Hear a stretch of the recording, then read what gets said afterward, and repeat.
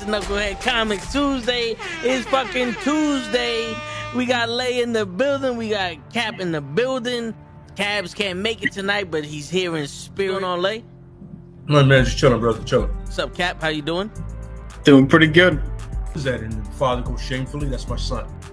And the other guy goes shamefully. Orion goes, that's my father. Choose fear and hate to run your life. Something you can't do. That was wrong with me from the beginning. I was doing it that way. I was gonna go down that path. I worried.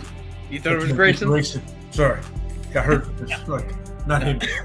Not him. Crack his brain for somebody, anybody that can help, and remembers. Freeze. The media. No, Randall Savage. Randall Savage. With his knowledge and all other shit, and his capacity to learn. Absolutely. This is the only vegan I'll ever eat is grilled chicken wings, because that's like vegan to me. You know what I'm saying? Because the chicken wings are supposed to be fried, but you grill the chicken wings, you put it in some sauce, and give it some blue cheese. Is vegan. That's vegan. Like regular moo cow fuck milk, put it in some Honey Nut Cheerios, vegan, because Honey Nut Cheerios good for your heart.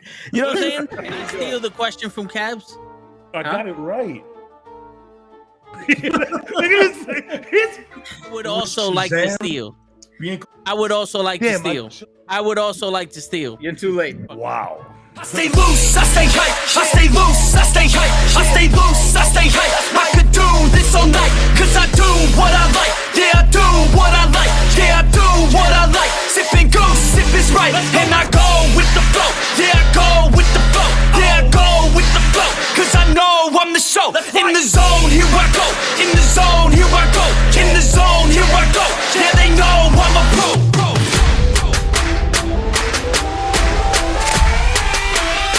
Let's go, let's go!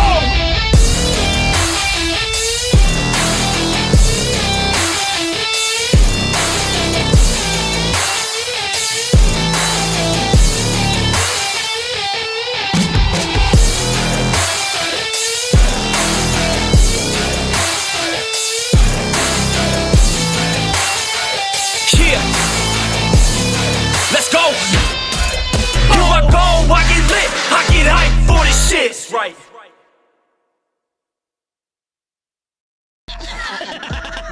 Word. He be like, I got a left elbow and a right elbow. I can break your face with an any elbow. Make sure that you get elbowed in your elbow with an elbow. Got the arm ball, get the phone ball, get around with the bomb with the bomb ball. Daddy's gonna take you to Jersey Shore. Listen, motherfuckers, Saturday night, I went to the store. I told the doctor, I said, yo, let me get your best Tuesday. And that motherfucker gave it to me, and I saved it for tonight to open up and unleash the fucking Tuesday night from a Saturday, motherfuckers. You don't even know right now how lucky that you fucking are that they had a Tuesday left on Saturday. We got Cavs in the fucking building. My man has been locked up because of his opinion of She-Hulk, and he's ready to unleash that shit tonight. Y'all thought we forgot. I ain't never forgetting this shit. It ain't never over. It's real beef out here. We got Cap, aka Usain Bolt, in the fucking building. All right? We got Lay in spirit. He's here in spirit. He has encompassed me. So whoever's in the fucking chat wants our problems, I'll choke you out. I'll fucking choke you out. Congrats, Lev. Shit. You don't even fucking know the beef we got tonight. Because we got the beef from the Wakananara, the Wakandas, and the fucking Atlas, and the fucking Atlas. You see, already you fucking motherfuckers are fucking with me. I'm gonna choke you until your knees explode, you son of a bitch. This feels like a freshly opened Tuesday. Yes, like it's been packaged, it's been put away in a real cool environment, not freezing, but not hot either. It's a cool environment. You kept it nice and cool, and you see when you open a new jar, that just happened. Yep. That's how we pop off on this like motherfucker. A brand new pickle jar. That's right. And we had the beef started since the beginning, since we met up just now, and we was talking about Planet Fitness. So let's keep fucking talking about the shit. You know what I'm saying? We going in there. Okay. I don't have a Black Panther shirt or a Prince Namor shirt, but this is Black Bolt. That's why I put Bolt there. We'll take There it. you go. That's it. Closest I got. That's it. We're gonna talk about the whites can't see Black Panther Wakanda forever, but we're gonna first talk about people can't work out at Planet Fitness. So okay. So during pre-podcast, we always get together for like a good 5-10 minutes, and we're just always talking crap. And I mentioned to the guys if they've seen this, Planet Fitness started putting like signs and posters on their machines like, hey, no heavy lifting, don't try, don't disencourage people, only use a certain amount of plates. I think it was like 4, no deadlifts, no this, no that. So I said that's like, we live in a world where everybody's offended, and we're trying to like, preserve and save people's feelings and how they feel. But I feel like sometimes there's always another side of someone getting the short end of that stick. And it's like, so we're not offending the people that aren't there to like super work out, but we are offending the people who are. Like, damn, you shouldn't make anybody feel bad for being good at something. It's I don't seriously, think, some people are naturally stronger than others. That's why the fine. weights. That's why the weights progress. That's why Now, they get heavier. we made a couple. Now there's a couple things like, there's a scene in the one of the final destinations that the football team is working out, and they're being very obnoxious. My younger brother and I laugh at that scene all the time. It's so funny. So like, if you're being ridiculous in there, sure, but I mean, if you got a bunch of plates on each side and you want to give a little ha, that's fine. I don't know, man. You trying to not offend one group of people by offending the other? That seems a little weird to me. Yeah. There's also a flip side. Always. So like, don't use so many plates. Well, what if I want to go out there and put some plates on my shit, but there's only 4 left because 18 of them are being used by dumb shit over here who's only good for lifting. How do you know that though? That's very judgmental, man. He could have gone to Harvard. Yeah, he could have gone to Harvard. But I guarantee you, in the judgment-free zone, if I walk up to him and be like, yo, my man, you using all those plates? He's going to be like, well, look at Roly-Poly over here thinking he can lift. Yeah, I'm using all these plates.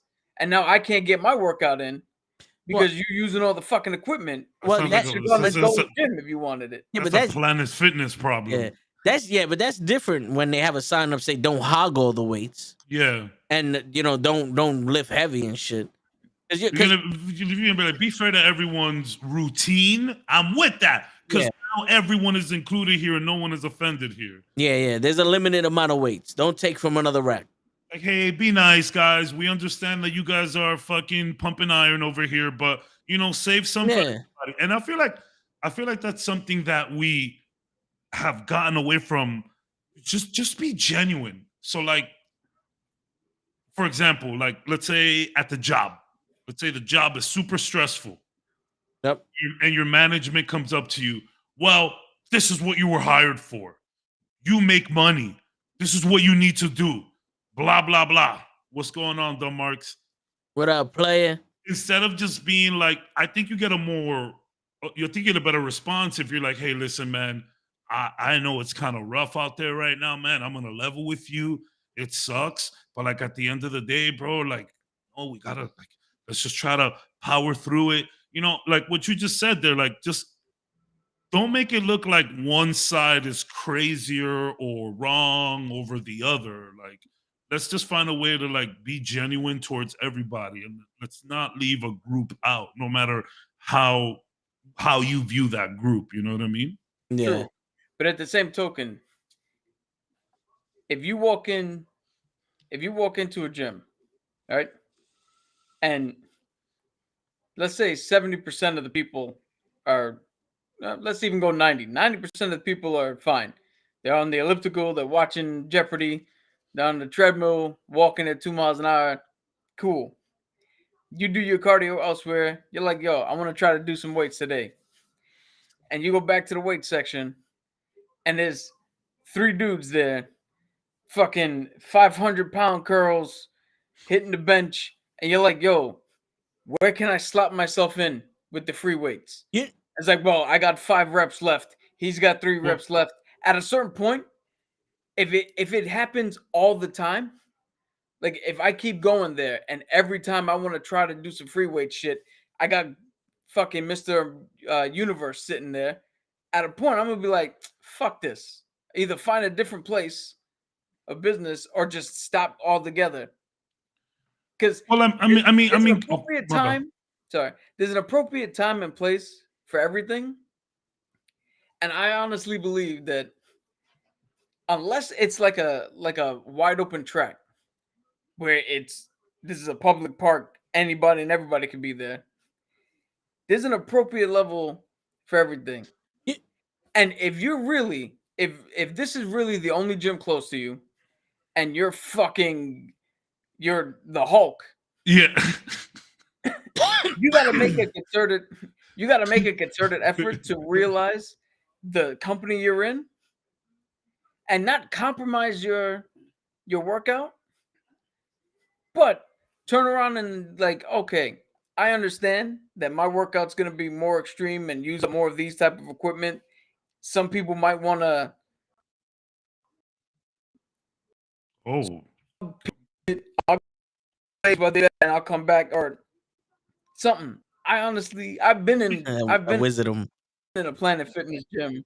You can ask the big dudes to put you on, maybe. But clearly they know something. Try to be like, yo, fellas, look, I'm not here to fucking win a championship anywhere, but like I see you guys doing your thing. You know, let me get in there where I could fit in, and we could all just. I mean, every experience of me in the gym has been sharing machines. Yeah. You know. You know what the thing is this though. You've been sharing the machine. Sorry, how many of them have been sharing the machine with somebody who's got 15 plates on each side? And you're bro, like, we used to call him the juggernaut. Yo, homie would my back. So I got you right now. Yeah. He would come in while you were setting and be like, yo, I got next. And this is just a juggernaut, you know? And then he would legit smack a bunch of plates on there, do like a burnout set of like 30 and then just move on. He was the funniest person in the gym. I get that could be uncomfortable and time consuming, but you know. That's not a typical person who's in there actually clanging and banging. Yeah, all right. So he was, but he's very like all over the place for sure. Here's the thing though. Yo, Dumb Marks, we definitely gonna give you that history lesson. Yo, listen, I'm gonna depend on Cap because I went down the rabbit hole and that shit, the MCU isn't ready for this. But anyway, when it comes to working out, me and Krills, I've been in many gyms and I worked out hard. Like if you know me, I'm not a half-ass motherfucker. You know what I'm saying? I worked out hard. I had weightlifting twice in high school. I worked out plenty, with my friends. Me and Krills, we got huge, working out in the gym, and this was all Planet Fitness and Blink. It's nothing special, no crazy fucking thing. The thing is, like, when you're in the gym with people who really want to work out, whether they're lifting 5 pounds or 50 pounds, a workout is a workout. Because a real dude that's going to be working out like that, like that's got 80 pounds on the fucking bar, like each fucking doing his set, his ego's out the door. Because the one thing about a gym, it will humble you. It will humble you faster than any woman ever could. Because you're going for max. Hold on 1 sec. Aggressively relaxing. Thank you so much. Search for comics, and now he's here. Now, we just started the podcast. We usually do like a little intro segment, just talk about some stuff, and then comics come right after. There's a lot of hype for Black Panther, Wakanda Forever. We're going to get to that soon, promise. That's right. Wakanda Forever. Yo, Cabs is going to give us his opinion on She-Hulk. He hasn't been here in the past 2 weeks. And he's been saving this. I am. Yo, tonight's going to be some crazy shit. Yeah. You came for a good one. Yeah, don't fuck around with it. I want you to aggressively keep your ass here. All right? Keep aggressively relaxing, please. That's right. And yo, we comment to the chat. Everybody's welcome to talk, and we respond back to y'all. You don't need a super chat, no OnlyFans donations, none of that other shit. I love that name, aggressively relaxing. I don't think I've aggressively relaxed in 15 years. I'm doing dishes. Appreciate the show. Yo, we appreciate the fact you're doing dishes. Yo, I love this. I love this person. Like, you just hear aggressively relaxing, doing the dishes, checking into the comic book podcast. Thank you so much.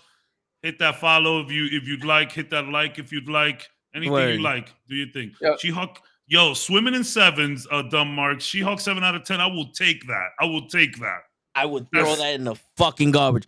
But That's yo, not bad. We're talking about the Wonder Man casting as well. yeah. Yeah. We will.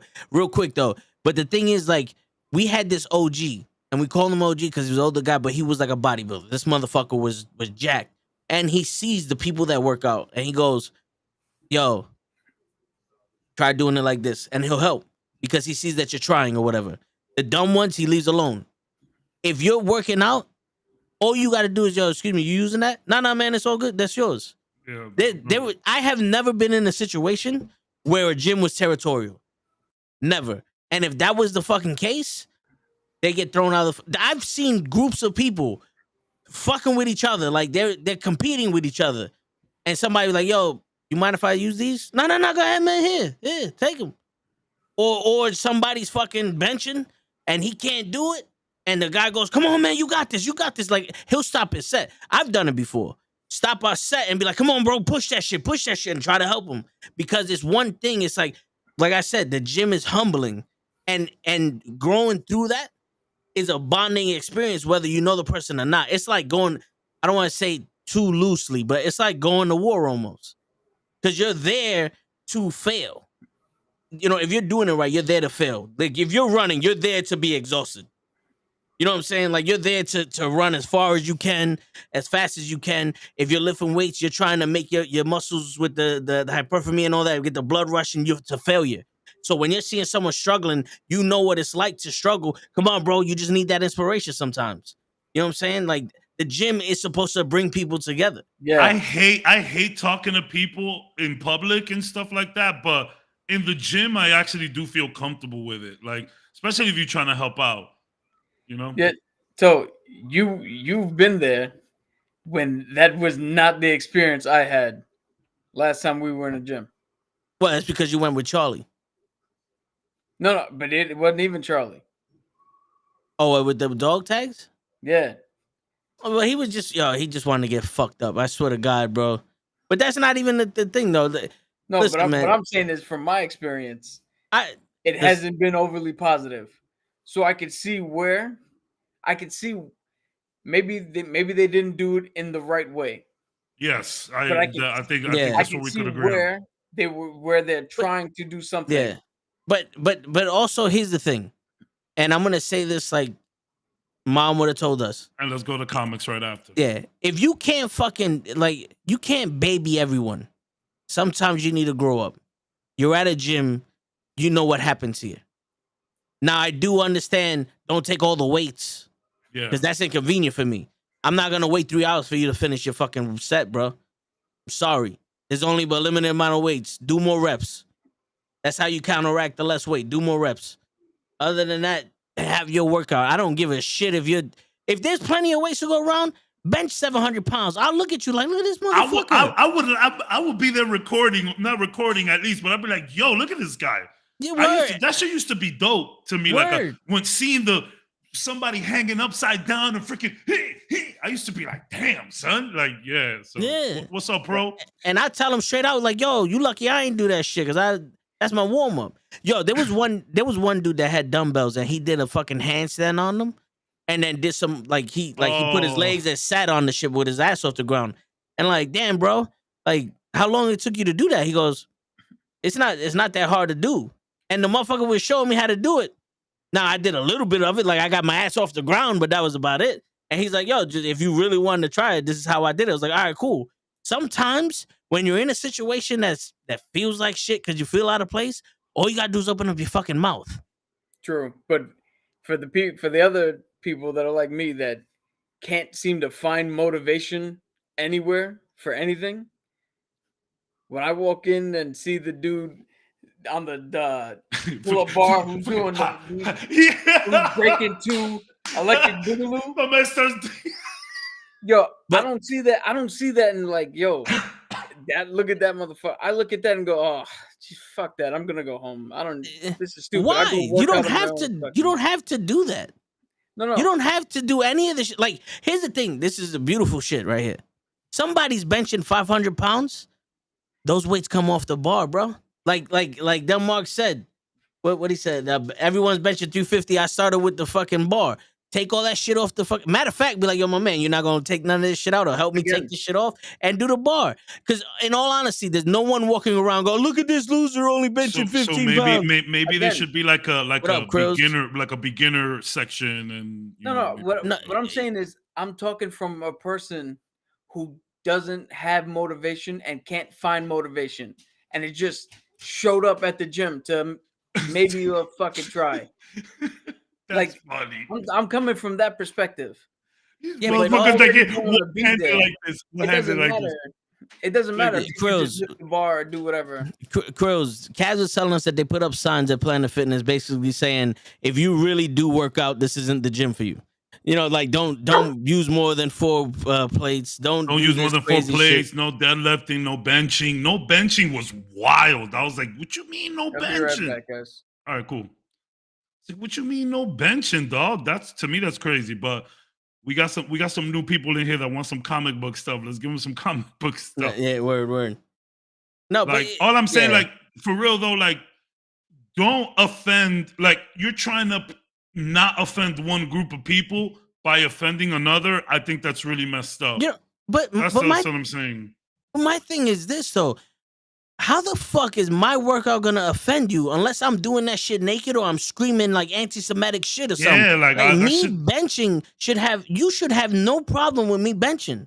Yeah, like I enjoy watching that shit. Yeah. I enjoy watching that shit. Like I see motherfuckers like, whoo, getting ready for like fucking 10 plates on each side. I'm over here like, yo, go ahead, dude. I want to see you do this. You either gonna break your arms or you gonna bench this bitch. You know what I'm saying? Like to me, that's cool. I guess not everyone is the same, which is something that I had to learn, right? You know, but like to me, like you go to the gym to work out and see other people work out. Like, if that's the case, maybe you want to like set up a private gym at the crib, or you know, do some calisthenic workouts from YouTube. But like the gym, to me, I don't care if it's like a rinky-dink gym down the block or Gold's. Like you go to the gym to work on yourself and get better. So let me get better. And you know what the crazy shit is? Here goes some other fun fact for you. The fucking whole judgment-free zone shit. I didn't hear Cab say anything about any signs up saying don't run past 5 miles an hour, don't walk past 3 miles. It's all bench. It's all bench. It's all the strong shit. It's all the get stronger shit. Good point, man. I didn't even think of it. You know what I'm saying? Like judgment-free my ass. Yeah, it's not. Yeah. And we're gonna talk about this shit in the Toe in the Show. And if you want to come on Saturday, you can, Kaz. But yo, equality is bullshit. Yeah. That's straight up bullshit, bro. But anyway, listen, man. I said, the more political stuff is for Toe and Show. Yeah, aggressively relaxing. When you want shit to get funky and spicy in here, come on Saturdays. Word. Yeah. Yo, when the police start arresting motherfuckers for running around the track too long, then I'll stop fucking using a fucking place to bench with. You know what I'm saying? Because if anything, we have to guide the cock. We can't be cock blockers. Like you can't. How is anybody gonna get any confidence from being at the gym if we have to limit their workouts? For what? That shit used to get me excited. For another person that's uncomfortable, train your fucking staff to make it comfortable for them.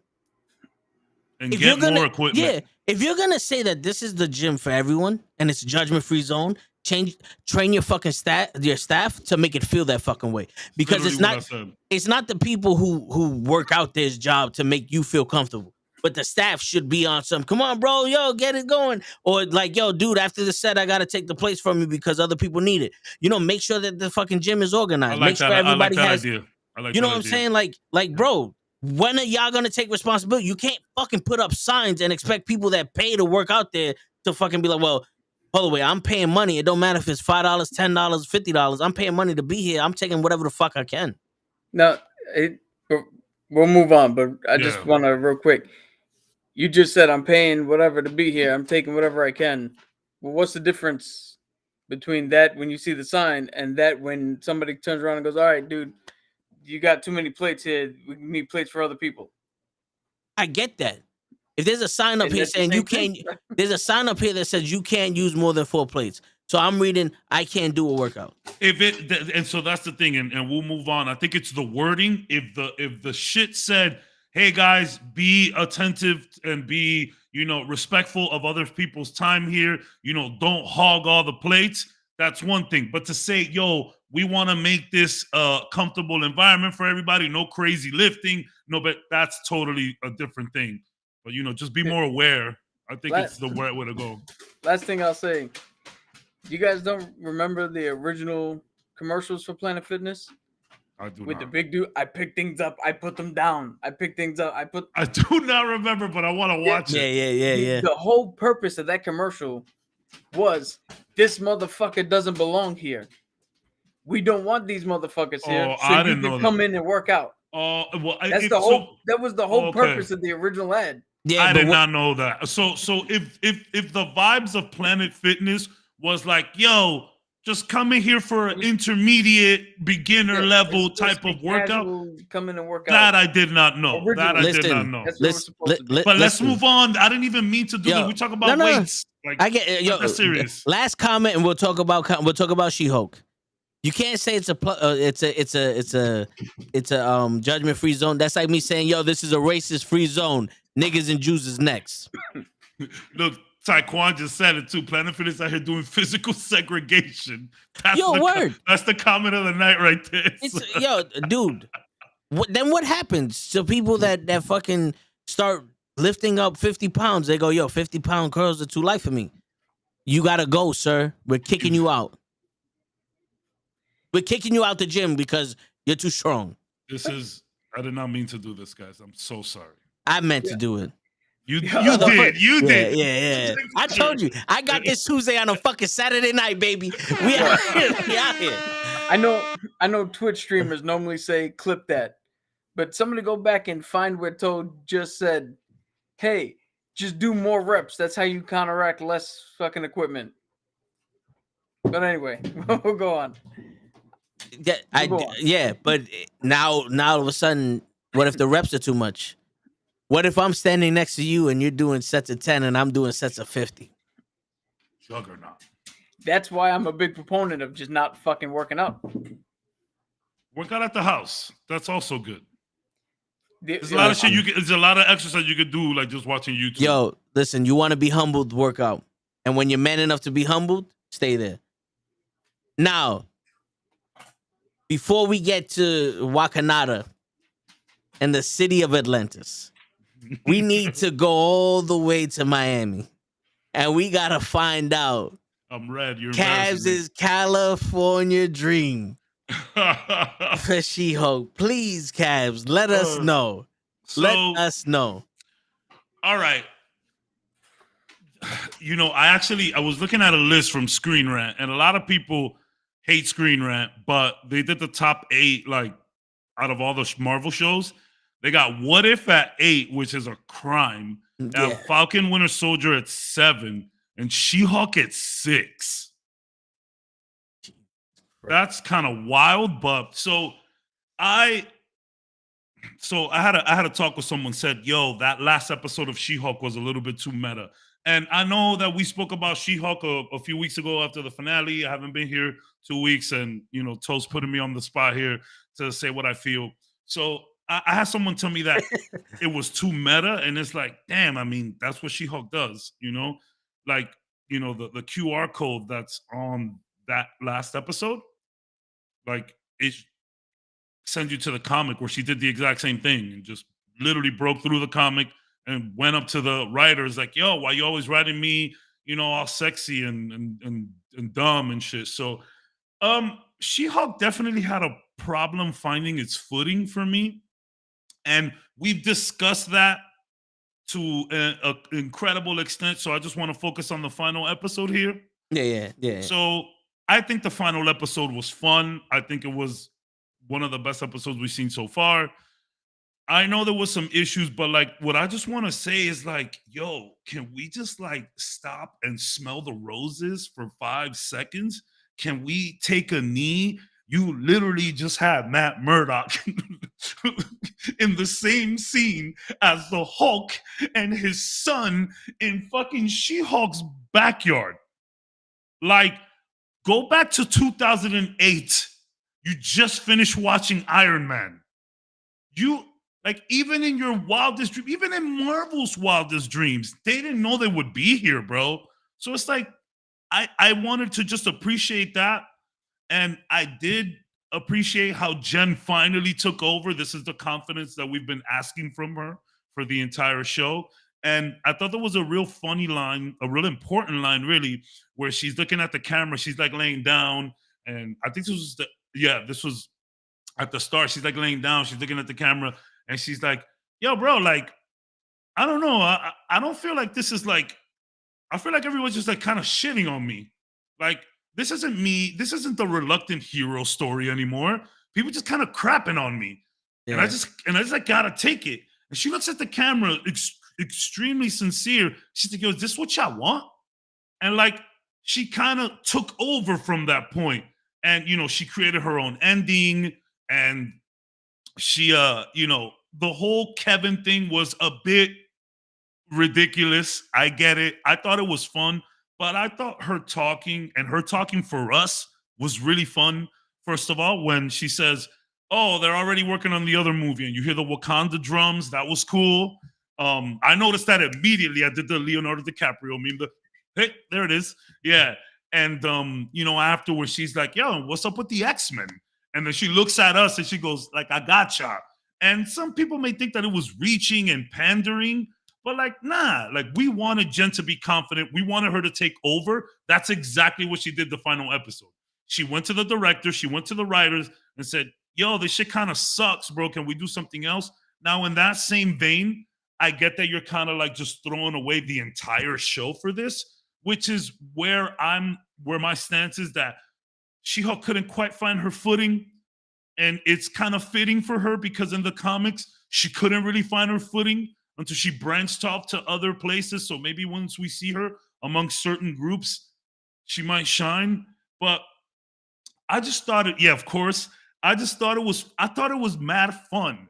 And like the funniest line of this entire show, when she says, you know, Bruce smashes buildings, I smash four walls and bad endings, and sometimes Matt Murdock. That was funny. Like that was the first time I actually like laughed hard and thought it was a good joke. But like, I'm looking back, right, at phase 1 and phase 2. And I get that we had some really good movies, but we also had some trash ones, bro. And I always talk about expectations, right? So I'm going to veer off into one little thing here. Gotham Knights. Gotham Knights just came out. Even with the work I've put in insane amount of time in Gotham Knights. I love being awake from like 12 to 5 in the morning. Nobody bothers. There's no text messages. There's no notifications. It's just kind of just you and the world and whatever you want to do with it at the time. There's not much to do outside. Everything's closed.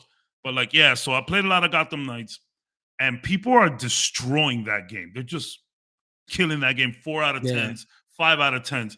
It's gross. And I'm like, I'm over here having the time of my life with this game, right? So who's wrong here or who's right or who cares, right?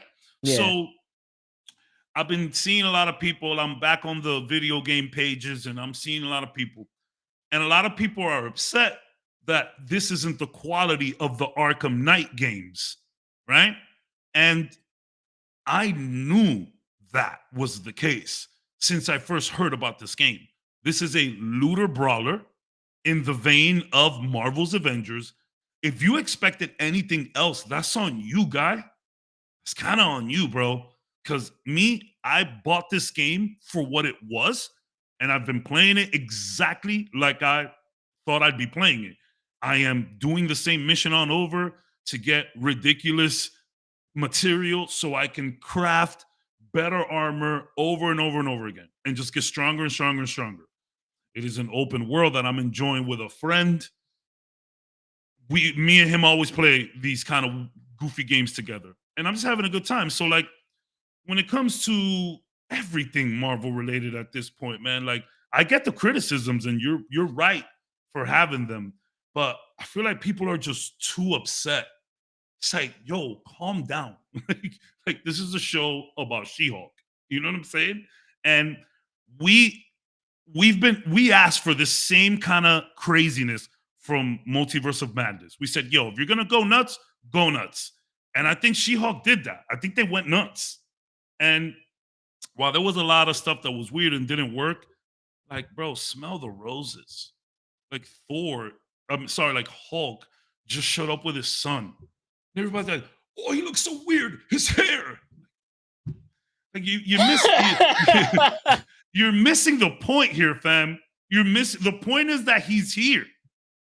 The point is that fucking Charlie Cox, Daredevil, he can't see, but he knows that there's two big fucking Hulks there. He knows. Like, I just decided to just take a moment and just kind of stop being super movie critique, and just like enjoy what I saw. And I thought it was fun. I thought the season finale was fun. I thought it was the best episode by far. I thought it was fun. And they went for it. They now, what I will say is this.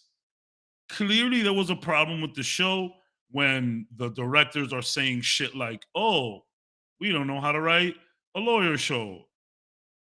I think this was a weird situation where I think if Feige had a chance to redo this, maybe he picks a different director, Maybe they got stuck to, I don't know what the case is here, but like, I think it's a little annoying that she says that. Like, even if that's the case, don't say it, right? And I think people ran with that, but it was fun. I had a good time with the last episode, and it was fun to see her finally take over and be the character that she wanted to be. And it's always fun to see Matt Murdock. I agree. Jen Walters, I agree. It's always, can never have too much Matt. And we'll see where it goes with Planet Hulk and World War Hulk. I mean, are they going to skip over, Planet Hulk and just go straight to World War? We don't know. We'll see where it goes. But it was fun. It was fun. Everybody take a second, bro. Take a second. Smell the roses. Fucking, we are blatantly saying the word X-Men in the MCU now. Like, take a chill, y'all. It's not that serious. Take a chill. Enjoy. You guys could bash it as much as you want. Go ahead. I mean, you heard what we had to say about it before, right? I did, and I haven't watched. Let me know what you thought about it. Yeah. If you want to hear what I thought about it, go back to last week where we kind of rewrote every episode. Mm-hmm. And if you notice what I said, I largely kept the episodes in the order they had them, and pretty much to the subject they had them already. Mm-hmm. Like, I didn't change up what they did. I just took what they did and said, here's what I think they could have did to add to it. Mm-hmm. I've already said my piece. I don't think that ending was earned.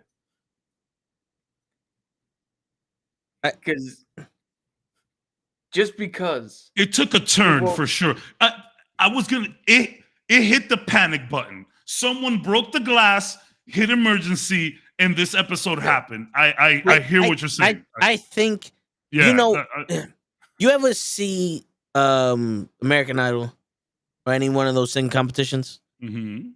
You ever see a singer who the entire song you can tell is anticipating to hit that high note? Mm-hmm. And the song doesn't sound good, but that high note was awesome? That's a great comparison. And they don't make it to Hollywood because it's like, yo, bro, the rest of the song needs to be all right too, at least. You know what I'm saying? I think this show we're trying to get to the finale to show you this shit that she does. I 1,000,000% agree with that. Which is, I literally said, I don't want to talk about the rest of the show. Yeah. Let's just talk about this because we've already spoken about that. And you're right. Like, legit, I felt like this episode was like, all right, go balls to the, let's just go fucking nuts. And yeah, I think if we had a better lead up to this episode, like Cap said, if it was better earned, then yeah, it would have been better. The Kevin shit was funny.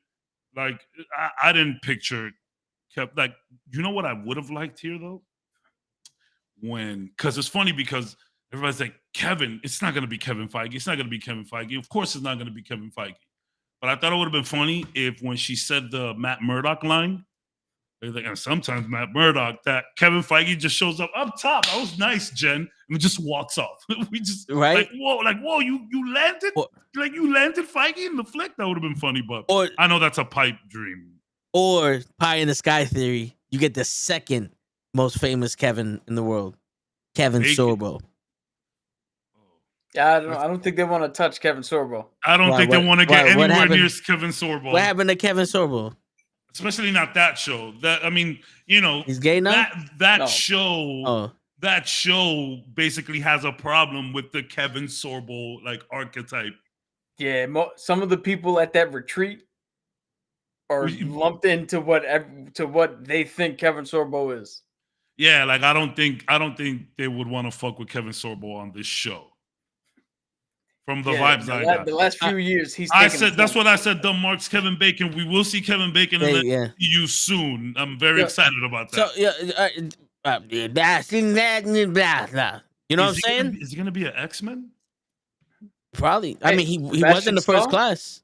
Yeah. He was in the first class, Mr. Sinister. But I do think that last episode, if you take it away from everything else, it's what She-Hulk is. Yeah, it was the confidence we were asking for. Yeah, episode 1, 2, 8, and 9. If that was the entire season, it would have been dope. Aggressively relaxing like She-Hulk. You know, it would have been dope. But the thing is that I can't get past, bro. She was sexually assaulted, and they glossed over that. Yeah, she really was. That was kind of whack. That was really whack. And the fucked up thing is, like, we're in a culture now where people are speaking up on it, and it's like that shit was glossed over when they got assaulted. So, like, I understand, like, people don't see that, and it's not being brought up or nothing, but it's subliminal. It's subliminal. Like she knew what she was doing. She wanted it, but they still like recorded her. That's whack. Yeah, it's like remember when we thought it was a picture? Yo, I want to talk to you about that because remember we were talking about the picture. We didn't know it was a whole. Like we didn't know Buddy was recording the whole thing. Yeah. When I say it wasn't earned, right? We sat here and debated, me and you. You said it was going to come up again. Yeah. I said that putting that in there was useless. Because like in today's day and age, what the fuck? Like we're past all that. They wound up putting it in. Like Toe said, they gloss over it.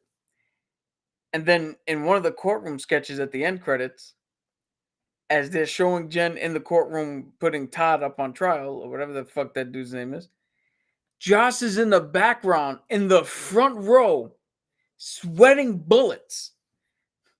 Yeah. Like what?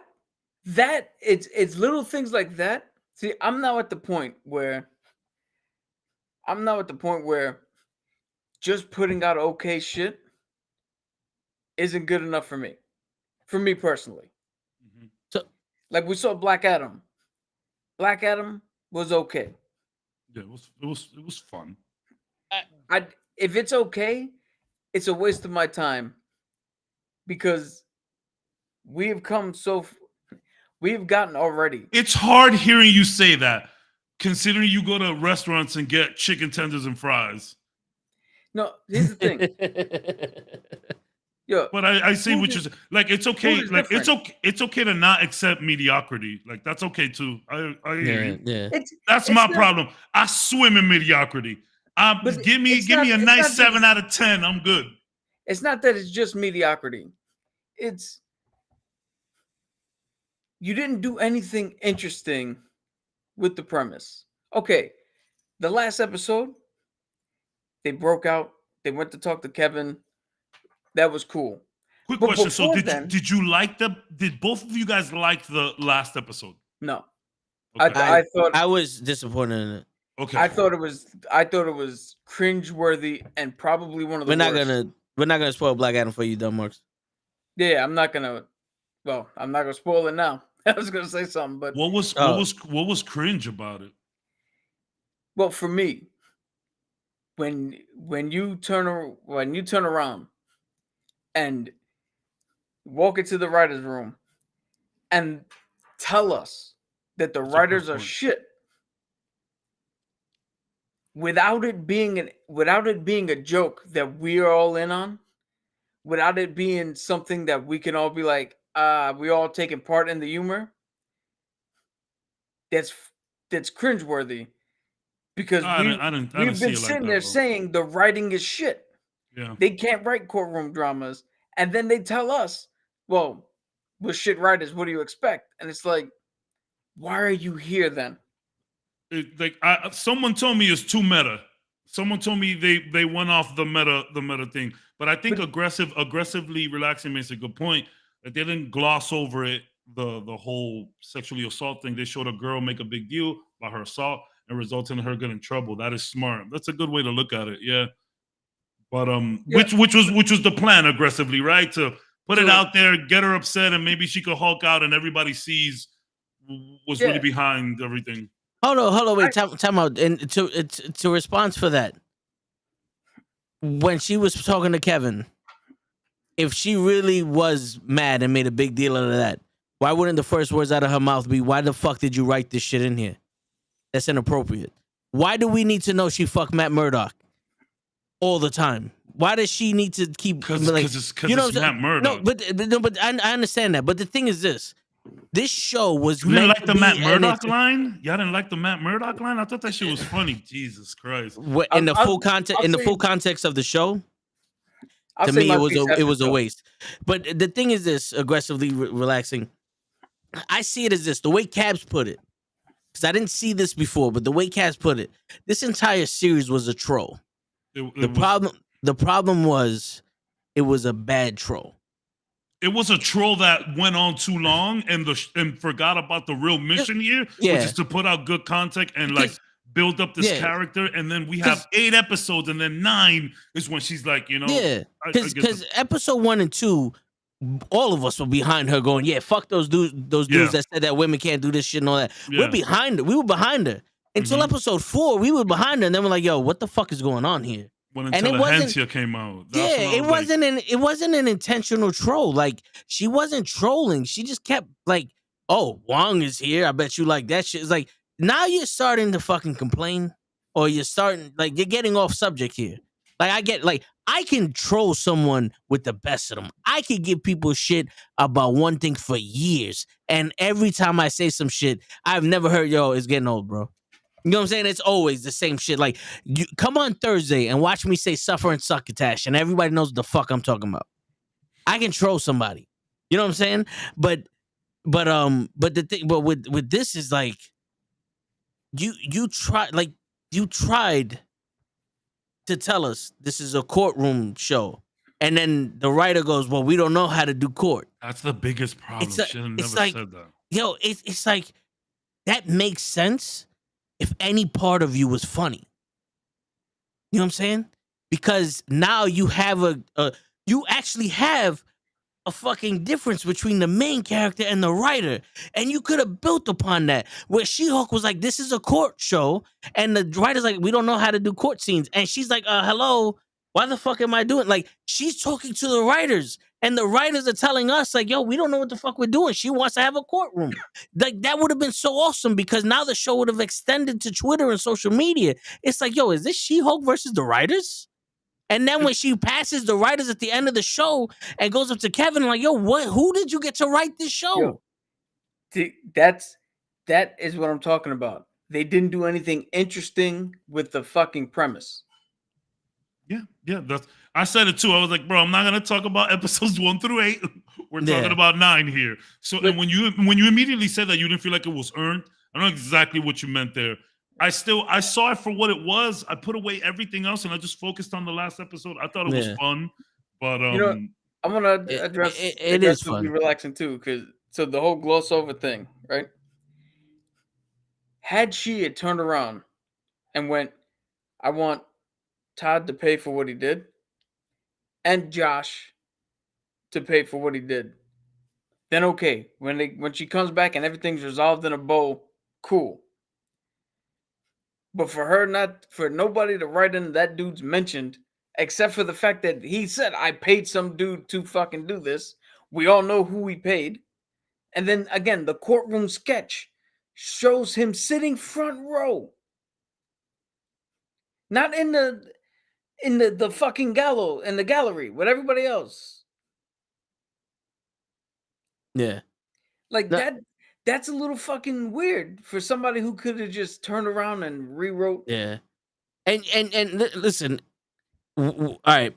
I The think shit that we was. come from. I think that was the whole. My bad. I think that No, was. no, go ahead. Like I did feel that like how she decided to handle everything was like by not being petty and just kind of Yeah. like, you know what, I'm gonna be the bigger person. Everybody wants me to Hulk out here. Everybody wants me to do this.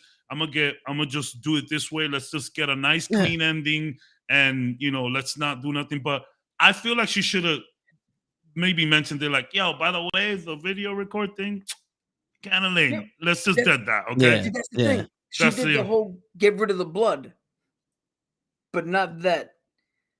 It's Yeah. it's a game of, what do you call it? It's like football. I'm not. When I was younger, a 99-yard run, a 99-yard kickoff run, I was like, yo, that's amazing. This dude almost made it. Now that I'm an old fogey and I'm fucking even more jaded to the world than I've ever been before, a 99-yard run means you just wasted my excitement. You couldn't get one more. You let one dude stop you from getting 1 yard. Like, Jesus. Okay, my bad. Okay. Yeah, let me just get the 99-yard touchdown every time. Yeah, it's like you get a 99 on a test. Like, what, you too lazy to get that one more point? Gonna get that 100? but that's just where I am. That's just where I am now. Like, I hear you. it's not gonna impress me if you're not gonna. Dude, you know what? I would take a 60-yard run where this dude broke 15 tackles to get 60 yards over a straight catch, find a hole, and he ran 99 yards and couldn't make it. Well, I play fantasy football, so I'll take the extra 3 points. Nah, yeah, I hear you. I'll take that, but I know. You rather see you want to see some dudes get cracked up on a 20-yard run than just a wide open hole and just, My whole thing is I want something interesting. Substance. I don't want to come out of a movie. I don't want to come out of a movie or a show going, I have a better idea than what I just saw. Okay. I want to come out of when we do rewrites, right? Like, oh, how would you rewrite this, or how would you introduce that character? I want to sit down and be like, I have no rewrite. That's better than what I could have come up with. Yo, real quick. I just want to put this out there for any new watcher, anybody listening, know that we value your opinion. Right? So you can tell us your opinion. We're gonna tell you our opinion. This has always been a discussion. We're not attacking nobody for what you believe. We value it. And we're not gonna change anybody's mind. I just want to throw that out there just so we don't sound, because sometimes I sound aggressive because I'm not emotional, but I can be passionate. No. There's a lot of built-up rage in that 6'5" body. Yeah. So he needs to get it out somewhere, and it can't be at the job because he needs to pay bills. So he does it here. Yeah, and also the thing is it's like we're living in an era, especially like Cabs, we're all around the same age. Back in the day, man, we was expected to do so much at such a young age, and everybody was expected to do shit. Like, if the Cowboys didn't win the Super Bowl every year, they were the worst team in the league. You know what I'm saying? Like that's where our demand is. That's when he has Tim's on. Yeah. He has Tim's. He's 7'8". Yeah. So now it's like when we're sitting there and we're watching a movie like Black Adam, or we're watching a fucking, First Avenger for some people, or just like a TV show about something that we grew up on, and there's so many things that are missing. It's like, yo, who let you come out with this? You know what I'm saying? Like, who let you fucking make this show? Like, did no one watch this and go, yo, dude, you're missing so much shit? I have a question for y'all. Planet Hulk and World War Hulk, did that happen before or after the Phoenix Saga? After Phoenix Saga was like late 80s, early 90s, I believe. Okay, because we're gonna talk about yeah. Namor in the Phoenix yes, Saga. yeah, because the thing is this: the Eternals and the Hulk.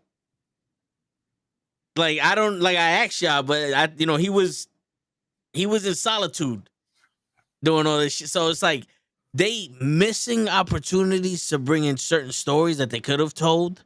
With some of the stuff to bring in Namor, but it could also expand into other things. But damn, that's a wild ass fucking story. You know what I'm saying? But it's post Civil War. Okay. Can I I don't want not to. I'm not trying to spoil Black Adam. Black Adam had a lot of action scenes. It started with straight action. I feel like that movie just hit the gas and never looked back. Yeah. I would have loved to see more interactions and maybe some memories between. I don't want to say their names, but there was a big bond. Certain people, yeah. With the heroes, there was two of them. There was a big bond between them that I would have loved to see more about. Yeah, whatever. I'm just gonna say Hawkman and Dr. Fate. Like I would have loved to see them because they're like close. Like Dr. Fate, like the things that he said about him and they said about each other, like they're close. So like I would have loved to seen a little bit more of them.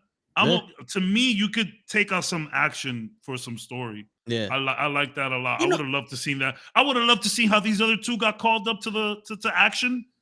Like I would have loved to see that. Like, yo, why are we picking these two? Is it because just one is big and one does wind, or is it because they're the only ones left? They're the only ones around. Are they the only ones available? Are they the only ones with passports? You know what I'm saying? Like, why? So I would have loved to see that, but I thought it was a fun flick. Yeah, it was fun. It was fun. And Taquan goes, realistically, Namor should have been in the first Avenger. So should have a Black Panther. Yeah, a lot of them. Cap actually, dealt with one of the Black Panthers before T'Challa. Yeah. You know what I'm saying? Like he go back. I mean, see, Cap's gone. Namor at one point found Cap in the ice. Like, you know what I'm saying? So like they go way back. Yeah. They go way back. But I mean, but also Namor is a mutant. Yeah. So like, to bring him in now where their mutants are available now in the MCU. And to be fair too, like, like Namor hasn't been in a lot of stuff, even like animated stuff, like even in video games, like, maybe it's not the easiest character to pull off. I mean, I don't know, but and there's a lot of similarities to Aquaman, even though, Atlantis, maybe they just wanted to stay away from that until a certain point. I don't know, but like we can say that about a lot of these movies. Taekwon, you know what I'm saying? Like, there's a lot of movies that we could have put other shit. Civil War itself is like, there's so much characters missing. There's so much important shit missing. So it's like Cap made a great point way back at the start of this podcast. Like, a lot of the times when they introduce these movies and these characters, they got to do it in a way that makes sense to the MCU. So that's why you don't get a lot of that. But, we could go on for hours of who should have been where and what movie is what I'm saying. Would you guys want to see a World War II flashback with him? Absolutely. Well, with T'Chaka and Cap? Yes. Or Namor and Cap? Namor. I think anyone that would make sense. That would make sense if you're gonna have prior knowledge to Namor from the Wakandans. Like if this is a story that goes back, before time or whatever the fuck they want to say, then there has to be some kind of, because in all actuality, Thor: Love and Thunder showing the Greek gods actually plays into fucking Namor also. You know what I'm saying? Because the city of Atlantis was held on Atlas's shoulders, and the gods fucking drowned it because they were supposed to be the rich and they became warriors or some shit, and they drowned the city of Atlantis. And the Eternals came down and gave fucking Namor and all these people the ability to live underwater and breathe oxygen and shit. Yeah. So if I'm wrong or if no, you're 100% right. Yeah. But to the point I made that Cabs just brought up, in the MCU, this is based off of Mayan culture, this Mhm. Atlantis. And I think they even call it by a different name. But this version of Namor is based on a completely different culture. Taekwon So just said it too.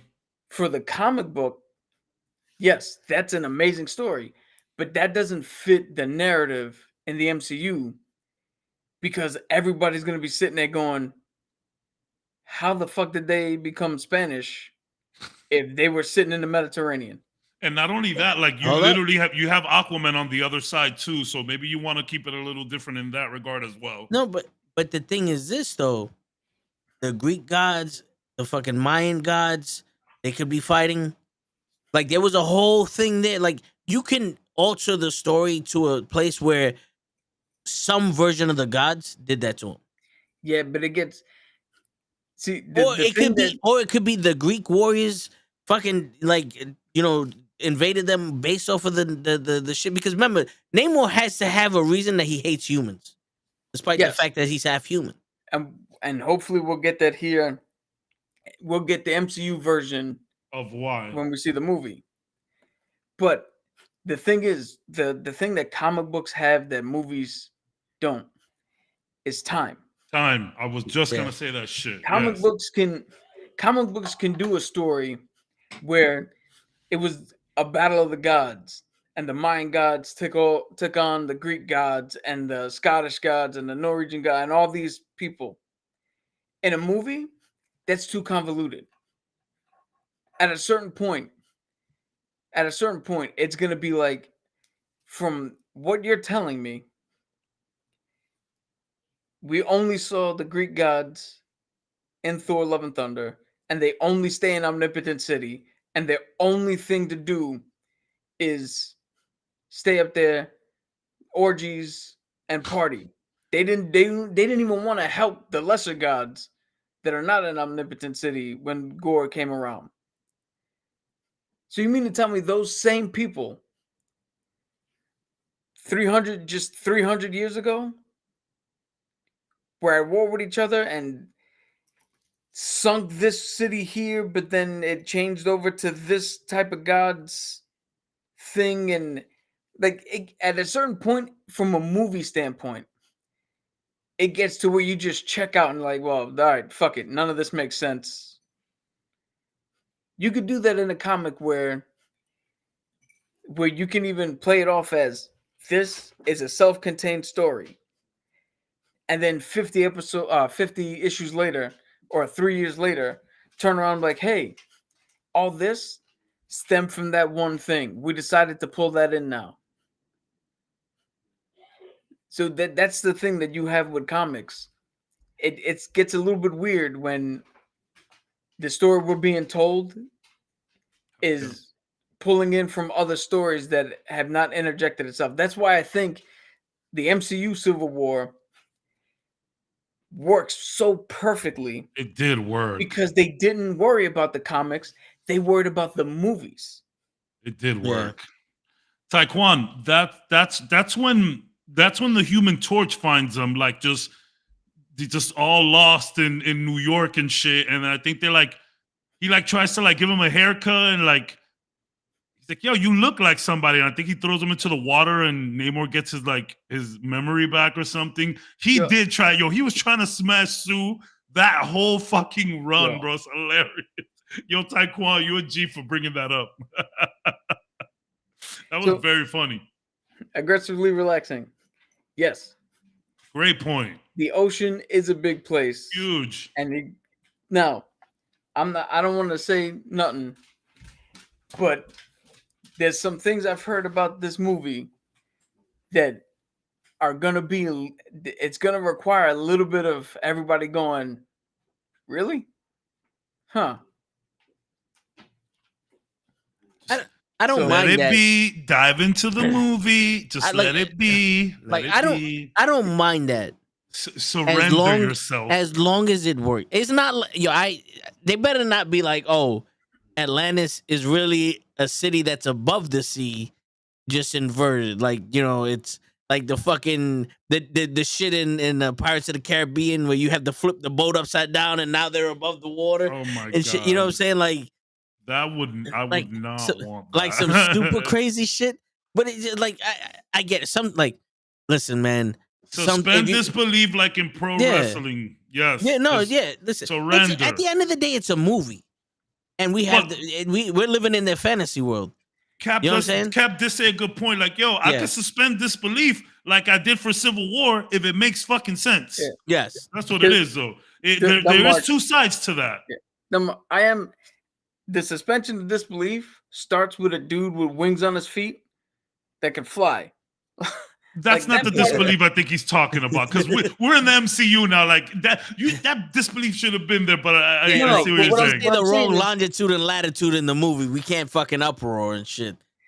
What I'm saying is, I know Atlantis is not located on that shit in the comics. I know suspending disbelief is inherent when you come into an MCU movie or any comic book movie. But the logic of the movie itself still has to work. It has to make sense. Yeah, absolutely. It doesn't matter what you do in the movie, so long as the logic you tell us is working is consistent. Yo, and the perfect example of that is Blade. Blade's original power was just be able to sense supernatural beings. Only from the movie did he get vampire powers without any of the weaknesses. The fans loved that shit so much from the movie of him being a daywalker, they actually adopted that into the comics. You know what I'm saying? Like, shit you can do can work. It can be better than the comics. Harley Quinn. There you go. Harley Quinn is not from the comics, but she's from the cartoon. Everybody loves that. It just has to work. Like, I'm not originally a comic book reader, but I love all the MCU shit. So I don't know what they're doing when they do stuff in the movies. But if there's some shit that's like, yo, this doesn't really make sense for the movie itself, I'll be like, yo, I don't like it. You know what I'm saying? Like, the only thing I have a problem with is when you say the Riddler is supposed to be the Riddler and he comes out this fucking ADHD fucking sex addict. Taekwon, look, not for nothing. I know Batman has been out literally forever, but to me, the canon that I respect when it comes to Batman is the animated series, bro. Like, when I think Batman, I think that every time. Now, I know that's maybe not be fair to say in all circles, but that animated series is just even the filler shit.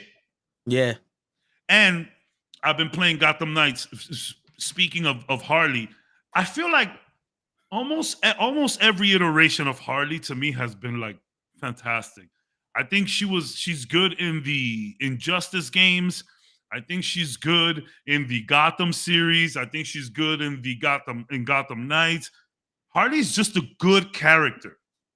She's just a good one, and with depth to her too. Like, I'm sorry, I'll let you go right now, Cap. But there's one moment in Gotham Knights where the big thing about Gotham Knights is that this is another universe, by the way, and Batman is dead, and the Bat family's taken over, and they gotta go. Harley, like, so Batman has the contingency plans, right? So they know that Harley knows how to fix whatever's going on or whatever. So when they pull up to see her at Blackgate, Harley's like, why is Batman not here? She's like, oh shit, he's really dead, huh? And just see her character go off of that. And one of the characters says to her, like, oh, I don't understand. Why the hell would Batman ever like trust you? And she's like, yeah, because I'm a freaking genius. That's why. Because I'm a doctor. That's why. And I was like, go ahead, Harley. I said, yeah, bitch. Go ahead, Harley. Have we forgotten everything? I said, go ahead, Harley. So she's just awesome. She's just fun. She's great. I was just gonna say, Robbie fucking does an awesome job with it. If you like Harley Quinn, look up Punchline. Punchline? Yeah, so Harley in the DC universe, in the comics, I heard of her. Harley Quinn has grown well past just the sidekick of the Joker and has become her own thing. Mm-hmm. So they decided to give the Joker a new sidekick, technically, Punchline. Punchline is filling that role and beyond so well that in some circles, she's starting to equal out with Harley for most people. Shit. She's more than just the rebound. She might have started that way, but she is coming to her own. And I just read a list where she was one of like the top 10 or top 15 new characters that DC's introduced in the last couple of years. That's what I'm saying. So like, Yeah. so me, it's funny you mentioned your comic thing, right? So my thing with comics, when comics started being, and this is a stupid mistake that I realized a little later on in life, and I have been going back little by little. I got a homie at the job who's been lending me so much stuff to like catch up on. So like when comic books stopped being like, flappy papers, I was on that purist shit. Oh, this shit looks like magazines. These things suck. But it's like, bro, no. Like New 52 is like you're gonna find some of the best DC shit in there. Within the last like 10 years, like shit has gone off the crazy rails, but in like a good way. So it's good to catch up. I've been catching up on a lot of that shit too. But I was like, I'm a purist. I need my comic books to bend. Like, shut up. That was the dumbest mistake I've ever made in my life. I've missed out on so much free time to read some of these great stories. You know what I'm saying? I went back to, what was the old man Logan that he's just like killing every fucking Hulk that there is? That fucking run is insanity, bro. Yeah. It was, bro, like, yeah, legit, Taekwon, legit a comic book elitist. Like, oh, these looks like, these are graphic novels. These look like magazines. Yo, legit, and I missed out on so much. And a few years back, I started going back, and that old man Logan, he's just killing off Hulks. It's incredible. The Hulk blood gets out, and there's a bunch of Hulks, and Wolverine is just dicing everybody. Yo, it is the craziest shit I've ever seen. It's so good. See, the movies are starting. I'm starting to hit a point with the movies that I did with the comics. I got off the bandwagon of the comics the minute I was like, okay, death means nothing. Yeah. Like, I understand Superman's death and then him coming back. When Cap died, I was like, oh shit, that was some of the best run. And then he came back. And then Batman died, but not really, and he came back. And then I say this almost every other fucking podcast. I was in the room when Quesada, who's the editor-in-chief of Marvel, said, Wolverine is dead. He will stay dead. I was in the room at New York City Comic-Con. I left going, okay, I'll give this a shot because they said he was going to die. And when he didn't, and he came back just a few short months later, psych, I was like, you know what? Everything's an event. None of it really matters. I can walk off into the sunset and just cherry pick every now and again. The ones that you like. Yeah, absolutely. Yeah. And absolutely. that's how I'm starting to get with the movies. Because like I said, the lack of interesting ideas being put to screen, I'm gonna now just turn around and be like, I'm gonna cherry pick the ones that the characters that I like. Like I might not see, let's just say, right, hypothetical pie in the sky. Let's say Black Panther is a dud, right? I might turn around and go, you know what? Fuck it. If it doesn't say Avengers, I don't see it. If it doesn't say Captain America, I don't see it. Just go for those two and skip everything else. And honestly, when going back to phase 1 and phase 2, like, you can sort of say that. Iron Man 1 was good for what it was, but it definitely had a villain problem. And like Iron Man 2 and 3, Thor 1 and 2, but then Avengers kicked in and you're like, whoa. And even some of the Avengers level events were, you got Ultron, which, yes, I get it. Retroactively, Ultron is a little better, but like at the time, yo, I didn't hate Ultron. I'm not saying that. No. I just say so. Avengers, the first Avenger, the Cap movie, I liked. I didn't like Iron Man because of that last scene, him fighting this dude. There was no villain. Yeah, but the rest of the movie actually, like, it was I good. don't. Yeah, I don't mind the movie. That's stupid. I watched the Fast and the Furious. I want to be able to connect on some level. I live for stupid You know what I'm saying? content. I live No, for stupid You know, content. yeah, but like, Grandma's Boy Yeah. is one of my favorite movies of Yeah. all time, and that's a stupid movie. it is. But like, I want to be able to connect on some level, like whether it be the connection of the family or the struggle between the brothers or just the friendship, like in fucking Civil War, and you know what I'm saying, like something I want to be able to connect to. Like I want to be able to connect, like with Black Adam. No spoilers, dumb marks. I connected with his rage, and I connected with the mom. You know what I'm saying? So it was like, all right, this movie is suitable. You know, it's a good watch. And then you see the action, and it's like, all right, this is a good fucking movie. It's not as disappointing as the Batman movie the second time around. Or you know, like the reason like She-Hulk was disappointing is because, all right, you try to give us something to connect with. Yeah, like you try to give us something to connect with, and it's like that's taken away from us.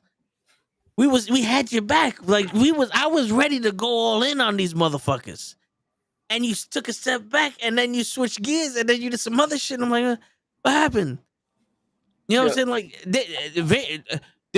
yo, Thor 2, The Dark World, that was just a horrible fucking movie. Thor 1 I could connect with because of the whole you had to, you know, get worthy again, but even that was a little it was a little light. But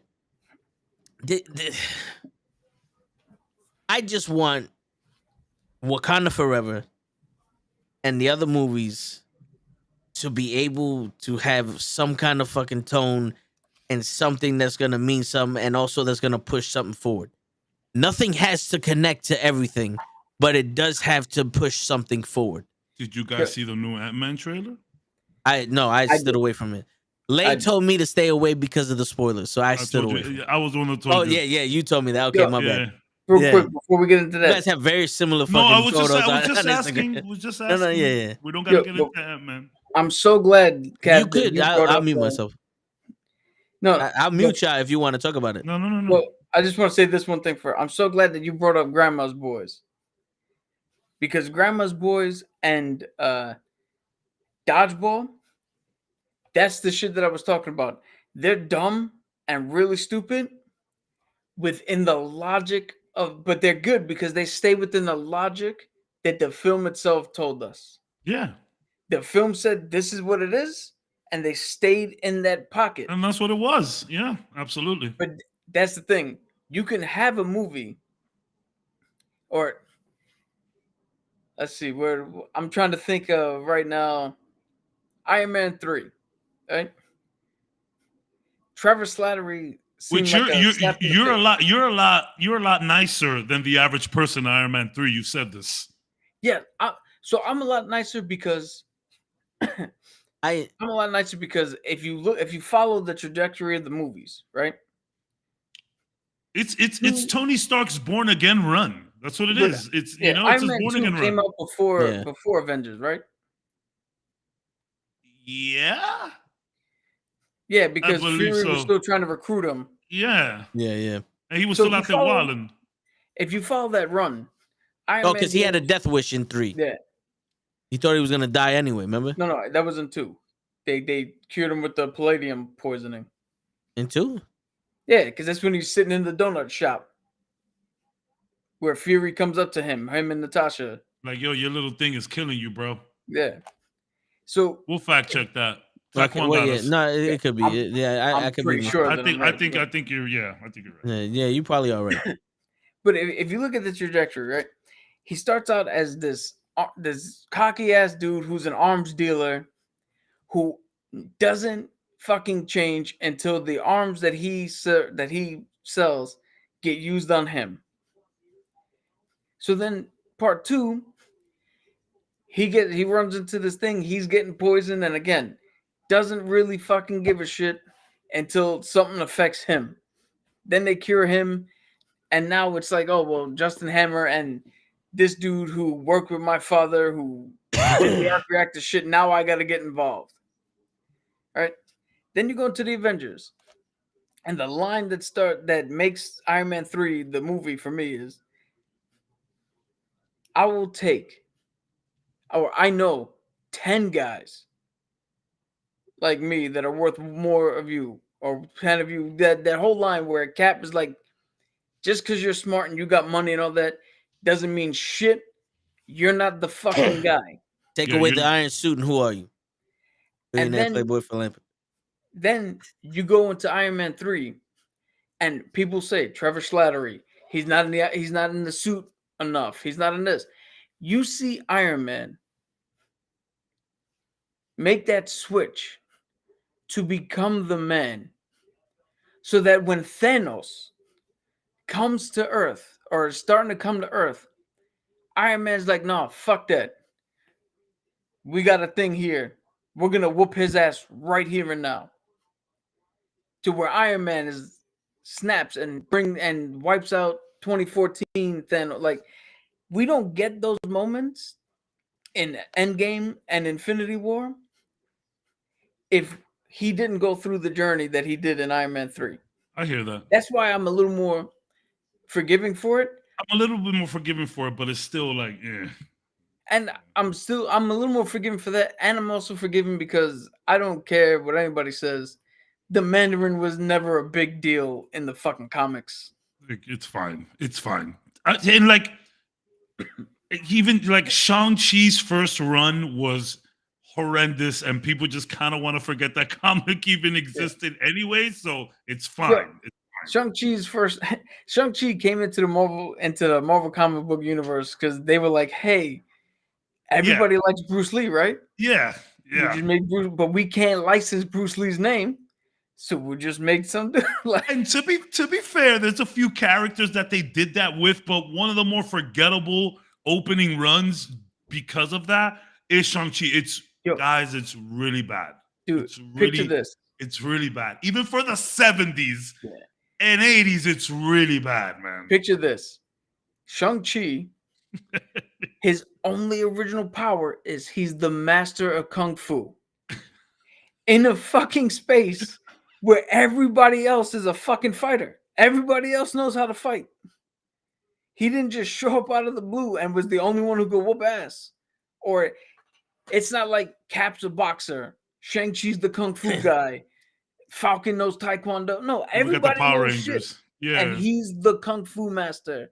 And then he had the problem of the acceptable at the time, not acceptable now, racist characters. It's or racist depictions. bad. The Fing Fang Foom. It's No, bad. it's not even Fing Fang Foom. It's Fu Manchu. Fu Manchu completely. It's funny because I like that song by Ash called the Kung Fu. I'm pretty sure y'all heard it. It's the Jackie Chan song. The one from Kung Fu Panda. Do they play it there too? What? Yeah, everybody was Kung Fu. No. Oh. Not that. Oh, no? Ash Kung Fu at the end of Jackie Chan, Rumble in the Bronx. I think he's strange. He's famous Fu Manchu, and he thinks he loves you. Oh, Danielson, made in Taiwan. Come on, Jackie Chan. That's a real song. And I've never heard that one. At the end of Jackie Chan, Rumble in the Bronx, when they're doing the blooper reel and all of that, that's the song that's playing. And you know, this was earlier times, and you can say shit like Fu Manchu. You know what I'm saying? And that just what the point I'm getting at is even at a more, and I don't like saying this because it should have never been accepted, but even at a more acceptable time, that comic was still racist, and I'm pretty sure they just want to delete that altogether. It was bad. But back to the history of Black Panther and Namor. Namor had been around forever from the very beginning, and talk about the conflict a little bit between them. Like, I love how it got so, like, one of the reasons Black Panther decides to leave the Illuminati is because Namor's there. So how do we get to the beef? You know, people are here for the history lesson, if you guys want to go into that. Well, the real history lesson is Namor was one of the original, I don't want to say original six, but you know how like football and baseball, they all have the original six? Yeah. Namor was one of the original heroes that Marvel came out with. Him and Torch came out in the same comic. Little known fact: the Human Torch was not originally Johnny Storm. It was a different dude who I can never remember his name, but he's not even human. He's an android that a scientist made, like Astro Boy, he's synthetic and he could set himself on fire. And if you watch Captain America, the First Avenger, when he's at the World's Fair, they walk past what looks like a mannequin in a red suit. That's the Human Torch. Oh shit. Yeah. So they made him. He's part Atlantean. He's part human. Human. I think his father. I think it's reverse of. Father's human. Aquaman. Father's human. Mom is Oh, Atlantean. so it's the same as Aquaman. Yeah. If I'm not mistaken, because well, now I'm confused. We could fact check that, but I know that he has a very similar problem because of that, like the whole half. He doesn't really belong down there in the water because he looks like a human, and actually, that they kind of rewrote that. So, I'm talking original run. Yeah, I'm talking original for sure. So in the original one, he has the powers of Atlanteans, the bone density from being underwater, the strength, he doesn't need to. He breathes underwater. I don't think he has gills, but he can breathe underwater. Now, they gave him winged feet to fly. And originally, so his father was human. His father was human. All right, cool. Yeah, he was a construction worker or something. No, he was on the expedition to Antarctica in 1920. Okay. Yeah. They were doing shit with ships. Yeah. So, with the winged feet, that's what made him the outcast. It's because nobody knew where he got that from. And it turns out that with retconning that and it's not even a retcon to make the story make sense or to like tie into anything. It's literally the writers had no reasoning behind it. They just did it. So then years later, they were like, well, why the fuck does he have this? And they came up with the idea, well, since the writers don't know how he got it and the characters don't know how he got it, he must have been born with it. And if he's born with it, he must be a mutant. Maybe he's Maybelline. So he is now retroactively the first published mutant for Marvel Comics. And the thing with him is, as Toe mentioned, the city of Atlantis was sitting in the Mediterranean. Atlas is holding the world above them. Celestials came down as a big fucking fight. They got knocked into the ocean.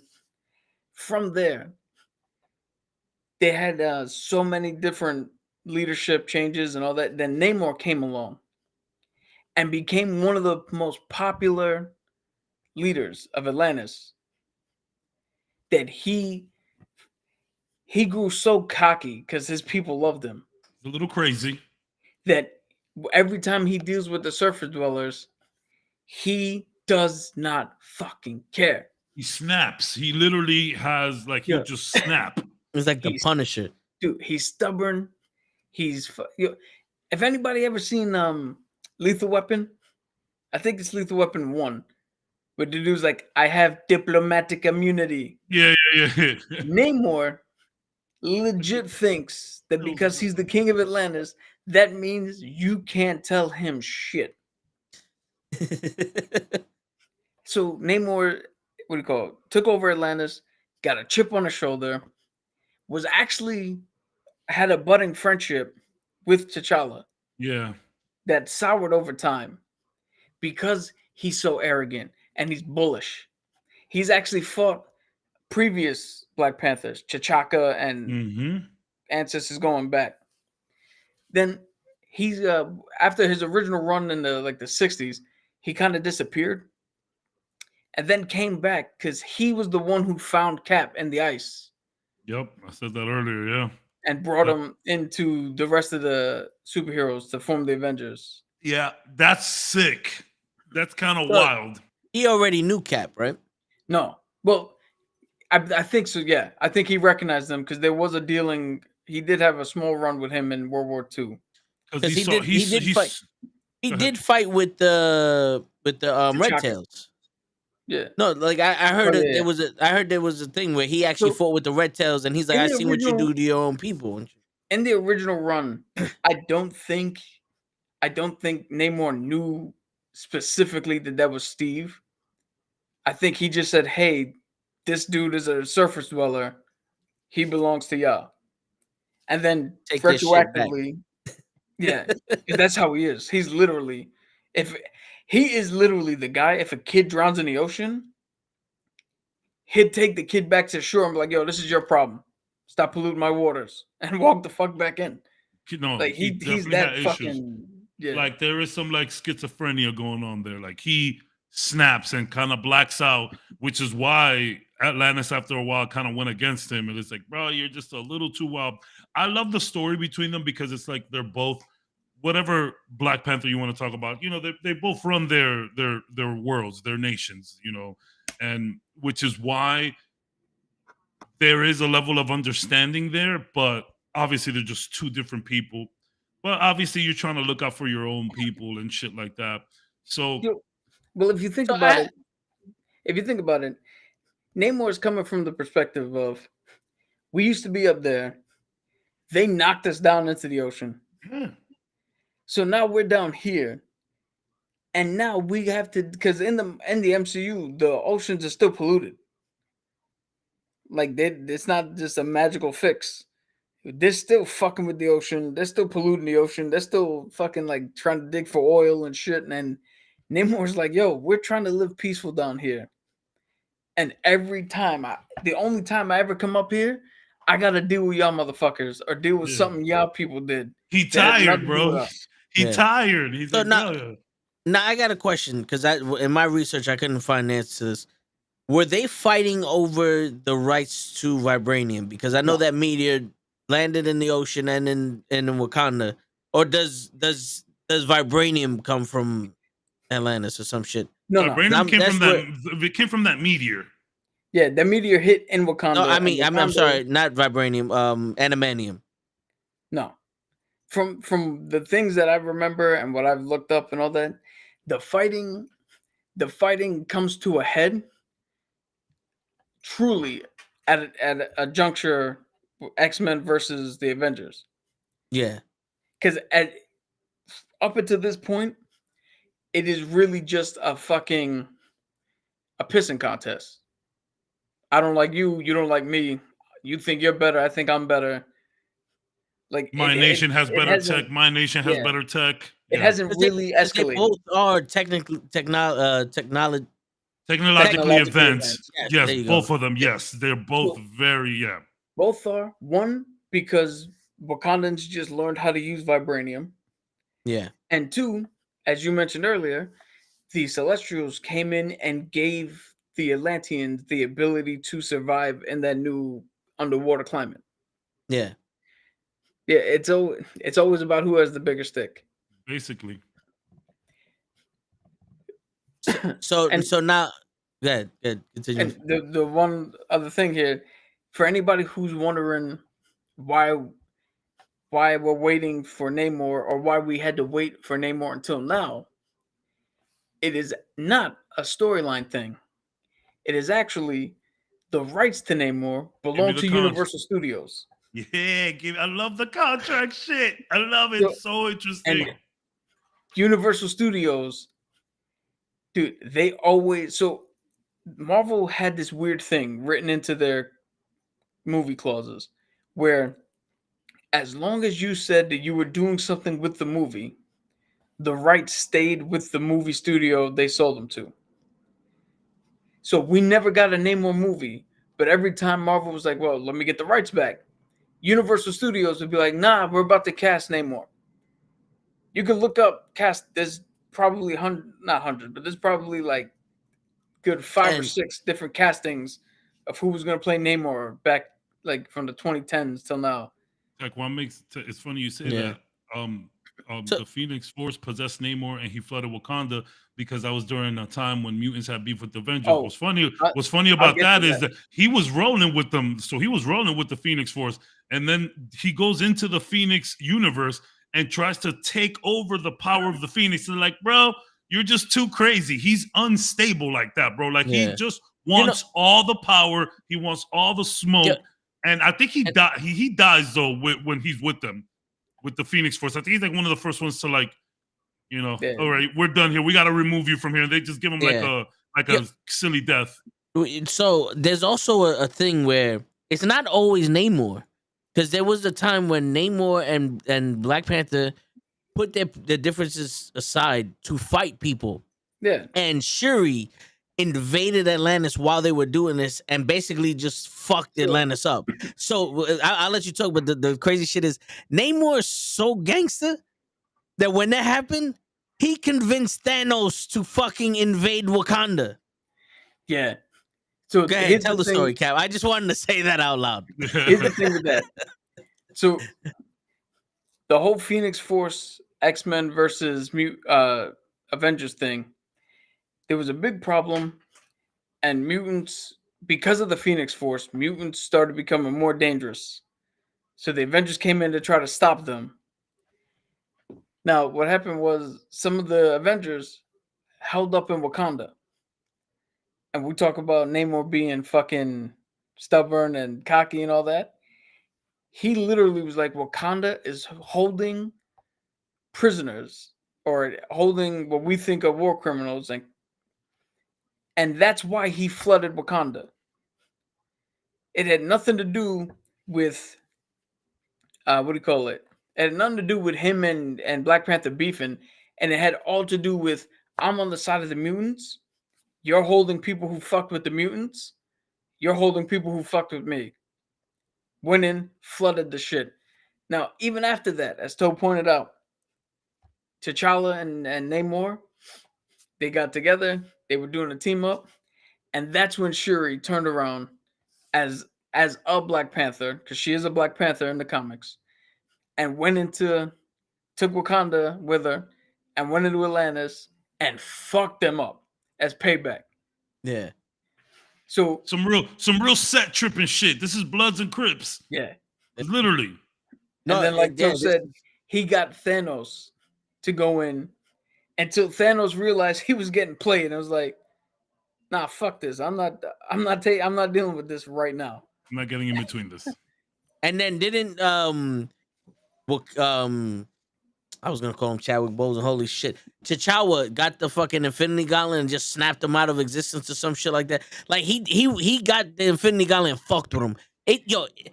The crazy shit is in the comics. The level of animosity that these people have for each other, like they're literally wiping out each other's fucking cultures. So it's set tripping. It really is. Yeah, like there's no 1D here. I'm taking out the entire fucking Atlantic Ocean. Yeah. So what happened was there was an incursion event that's happening. Word, Dumb Mucks. Yeah, it's an incursion event. That's why T'Challa had to team up with Black Panther to stop that. Yes, and that sure took advantage to try to. It's back when everything merged together for I think it's the second Secret War. Yeah, that's how we got Miles Morales and 616. That was when they were fighting Scarlet Witch, right?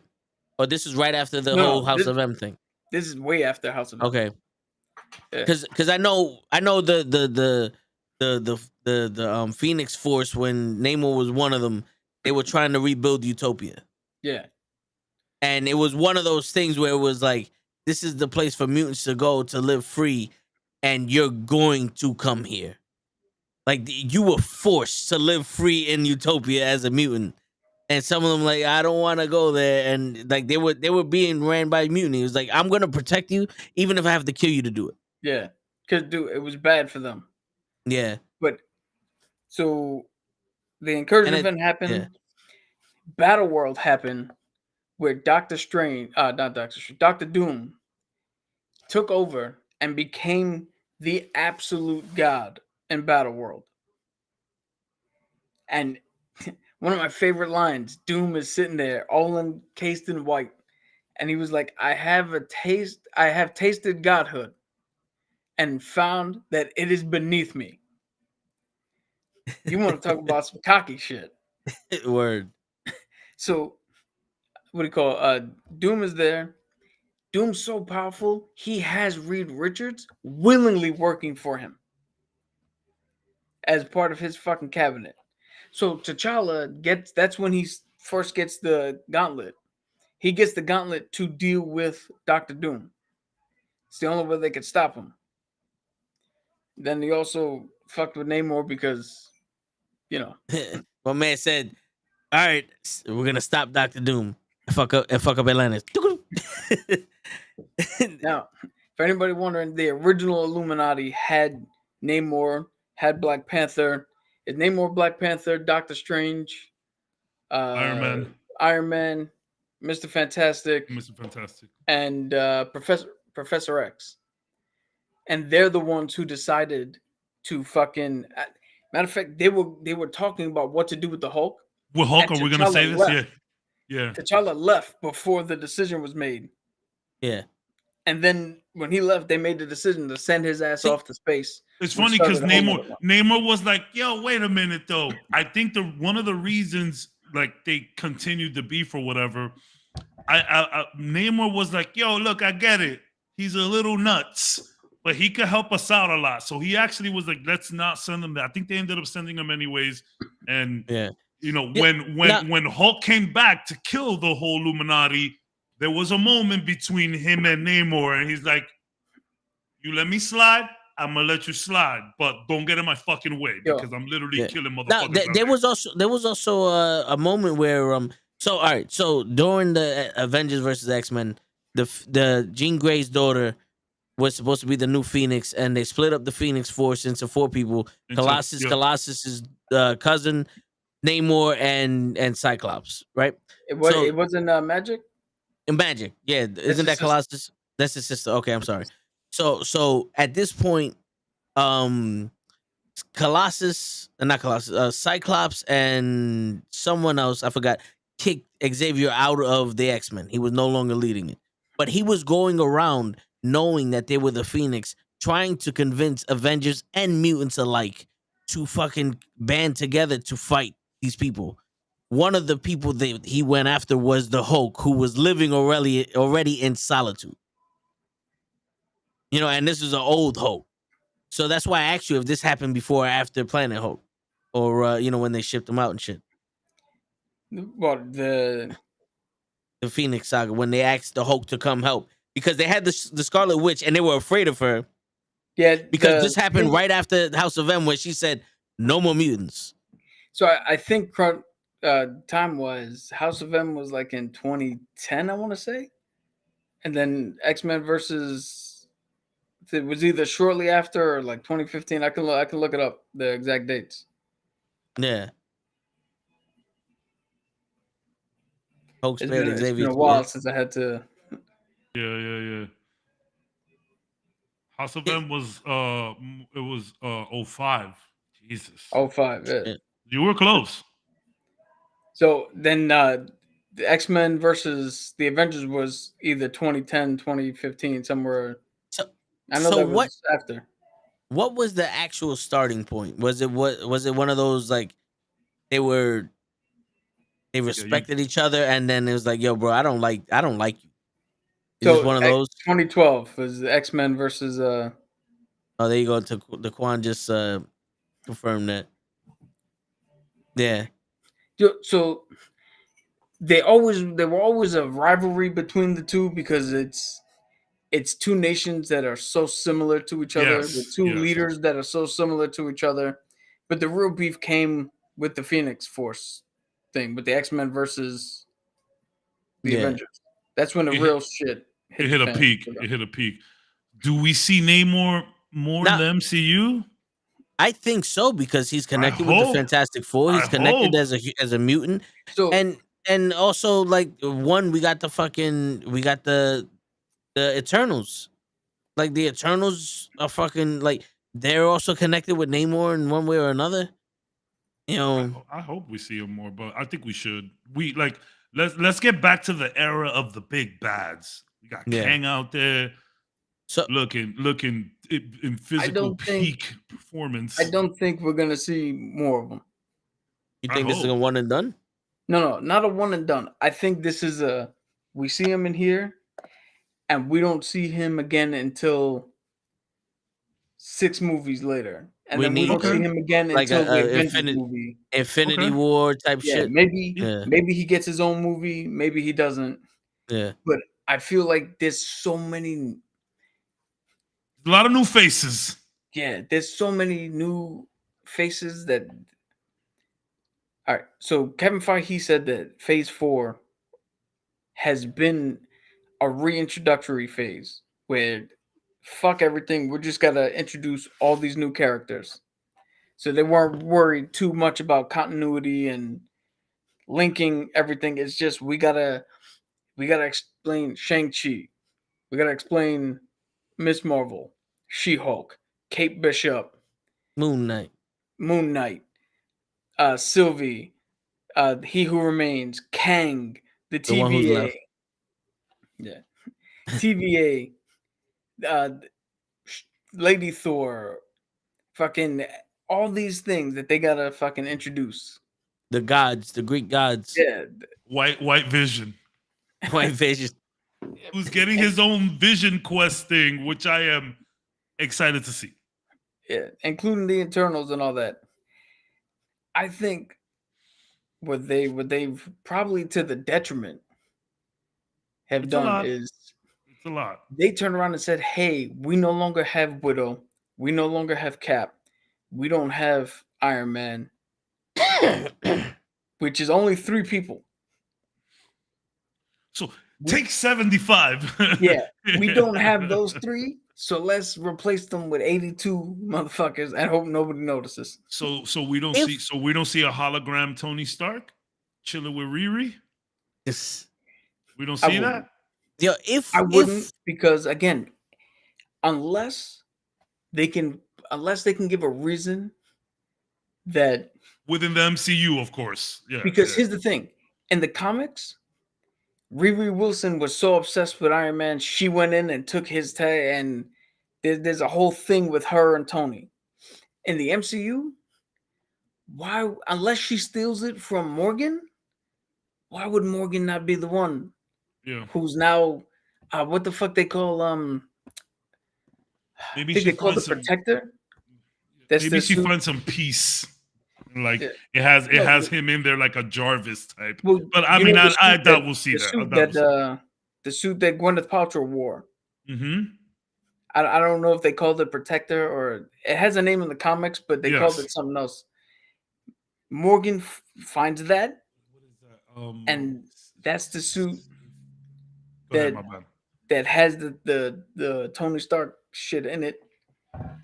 Because to be honest, unless you give me a real good reason as to why she's connected to Tony and gets that, because you got to understand in the comics, it's not like Superman where he shows up and it's like, oh, let me talk to a hologram like that. Rescue. That's what it is. Rescue. There you go. And I knew that too. It's not like that where he just shows up and it's a fucking picture. Like this is Tony Stark. It's in Tony. rival Yeah. form, Yeah. So Yeah. why Tony would not go back to his daughter? So we did see some Tony in a hologram when, at the end of Endgame, we did see that. And like maybe he saved someone around, but that's me pie in the sky. And But I love but to do it. Haven't that's done what it I'm in 2 talking about. weeks. Let me pie in the sky. That's what I'm there's talking about. plenty of That pie. type Thanksgiving's of coming around. hologram is one thing. Like if she went to school and part of her STEM program, everybody got a fucking hologram message from Tony, and Tony Stark was like, "I believe in you. You can do it. Tighten the bolt like that." Okay, I could see And then why. she upgrades it to like more of an AI situation where it's really like Tony talking to her. Like She makes her Maybe- own Jarvis. yeah, that would maybe- be something pretty like sick. that. But I think she's just gonna have her own Jarvis. I don't think it's gonna be Tony. But here's my thing: why would I understand the necessity for it, but thematically, why would she have a Jarvis? Just fucking Because Iron Man suits come stock with Jarvises. But Come still, stop. one of the best lines in Iron Man 1 that we repeat all the time is stop telling me, just put it on the screen. Yeah. It Yo, would be if fun, but I super doubt that. I super doubt it'll happen. if Namor was gonna be one of these characters that were mainstream, like let's say to replace the old Avengers, who is he most likely? Would he be a Thor? Would he be the Hulk? Like, what character would he replace? He'd be the Thor. Because he's not as strong as the Hulk. But he has more capabilities like Thor does. He can Taekwon is fly. stupid. He is strong. He can control water. He does that shit. He Yeah, said how Tony AI is gonna be Ghostface Killer. damn. It's a little racist, Taekwon, but you can say that. It's okay. You're Yeah. black. Yeah. Yo, dumb marks. Not for nothing. Victor Von Doom's fucking origin story is crazy. Yeah. It's crazy. We spoke about it on the podcast Yeah. one week, and dude, that shit, it's crazy. That would be dope to see that. Which is the allure of that Joker movie. We literally get to see him become the Joker. So That's why people love it so much. here's the thing, though. I get that, but I think the Joker movie has a hidden message that I don't want to get into. Yeah. A little bit too real. More But to go off humanity that side point, of things. Yeah. Don't do crack. To go off that point, so many villains in the MCU have shitty fucking motives. I want to see Doctor Doom. If you're gonna do Doctor Doom, because Kang has his own motivation. Kang has a legit motivation to do what he's doing. So let's see if they'd go with it in the movies or not. I don't know. But for Doctor Doom, give me a legit. You guys don't know how to do this. I know how to do this better. And then show me him doing it better. But his way of doing it better, it's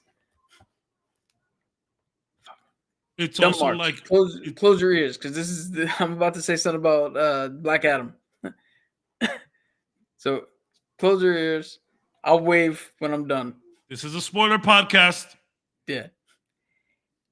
In Black Adam, Talk slowly. Give him a chance to. in Black Adam,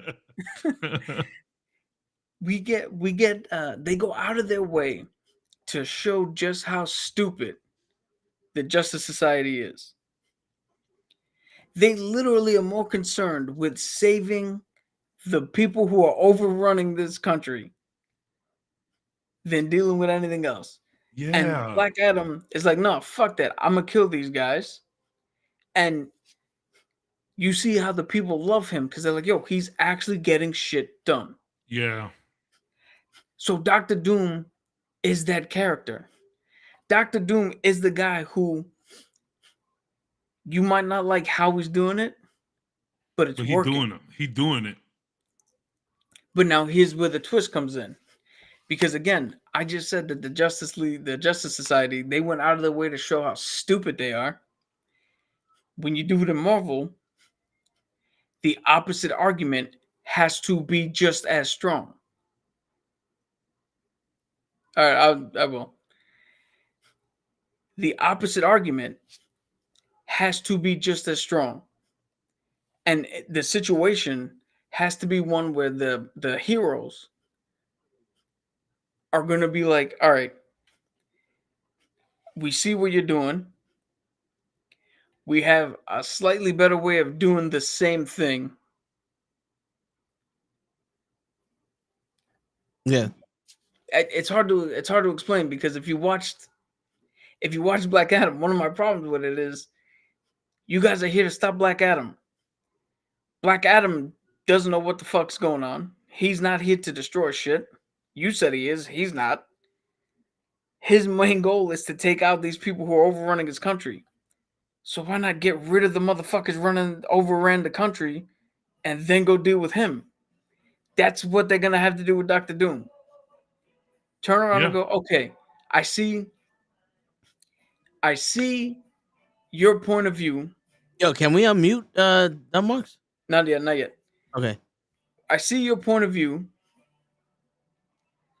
We're gonna help you deal with this situation, and then towards the end of it, you see an overreach, and you go, that's why we gotta stop him. That Yeah. would be an interesting fucking premise. When the bad guy comes up and actually has the better idea for how to deal with a situation, and then you go, okay, he took it a step too far. We need to reel his ass back in, and that's where your conflict comes from. Because yes, Dr. Doom is depicted as a fascist, but if you look at the people in Latveria, or you look at the people in Battleworld, or when he took over Thor's homeworld, which it's fucking escaping me right now. Yo, tell Dad to mute his music. Yeah. Yeah. All right. Yeah. No, but Asgard. yeah, but wait. what he's- Asgard is us? No, they're Asgard. yeah. But I understand what he's saying. It's kind of like we have to be able to take the ride with Doom and agree with him, and then be Yeah. like, wait a minute, we're not supposed to be killing the hostages. You know what I'm saying? Like, there's got to be that one straw that's like, hold on, wait, time on. We were with you. We was making it all in. Midgard, yeah. We were making it all in until you did that, and now we can't back you on that no more. You know what I'm saying? Yeah. You know, the point I was making is, as we have here in the chat, people who live under Doom love him because the Doom bots do everything. They want for nothing. You're still gonna equate this to Black Adam? No. I'm done with that. So Dumb Marks and I get the thumbs up. I just because I had to unmute now, and I just want to be able to. Dumb Marks is gonna be muted the whole fucking show. He's like, guys, how long was this movie? No, but that's the thing. That's the thing that we're missing from the villains. What made Thanos such a compelling villain is the way he did what he did. No, because you can't agree with.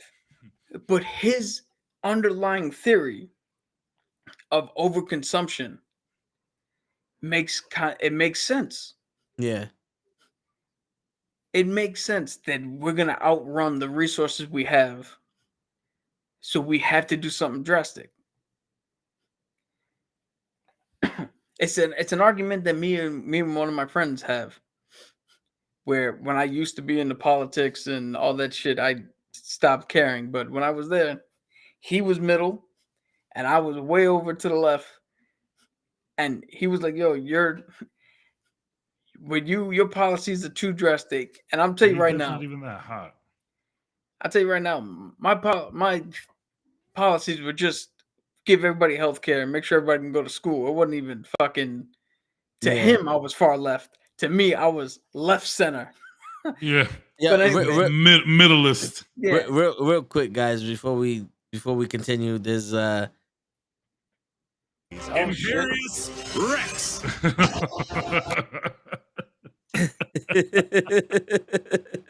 Bro, how did you guys set that up mid-podcast, man? Get out of here. Look at the production value that we give you guys week in, week out. Shout out to Toe. Shout out to Show, man. Yeah. Just lower your camera a little bit, Show. We got to do the theme. Who's that jumping out the sky? Now he landed, broke his knee. He's got a limp. Got to go to the hospital. Spinal. Spinal. Taekwondo said, I'm tired of this late motherfucker. Word. Yo, what up, Kenny? Yo, Kenny, Ken? right now we're talking about how they would introduce Dr. Doom and all that in the MCU, but we were also talking about Black Panther and Namor, their beef, which is crazy. And Taekwondo, I agree with you. Remember, he was on vacation. He was. You gonna be early? Yes. Early is not 11 o'clock. Huh? What's up? How was vacation, bro? Where you went? So far, so good, man. Nowhere. I've been. Oh, you just vacation at the Yeah, crib. I'm just The best type of vacation, if you ask me, dog. It's wonderful till you got to do stuff. I was trying to get some. So look, I tried to get some time off early October so I could go to last thing. Denied. I tried to get some PTO, some time off late October so that I could go with the fellas. They went to the Cowboys game in Dallas. They gave me Thursday and Friday on call. So I'm like, what? And they were like, yeah. So I'm like, so you want me to work half the day?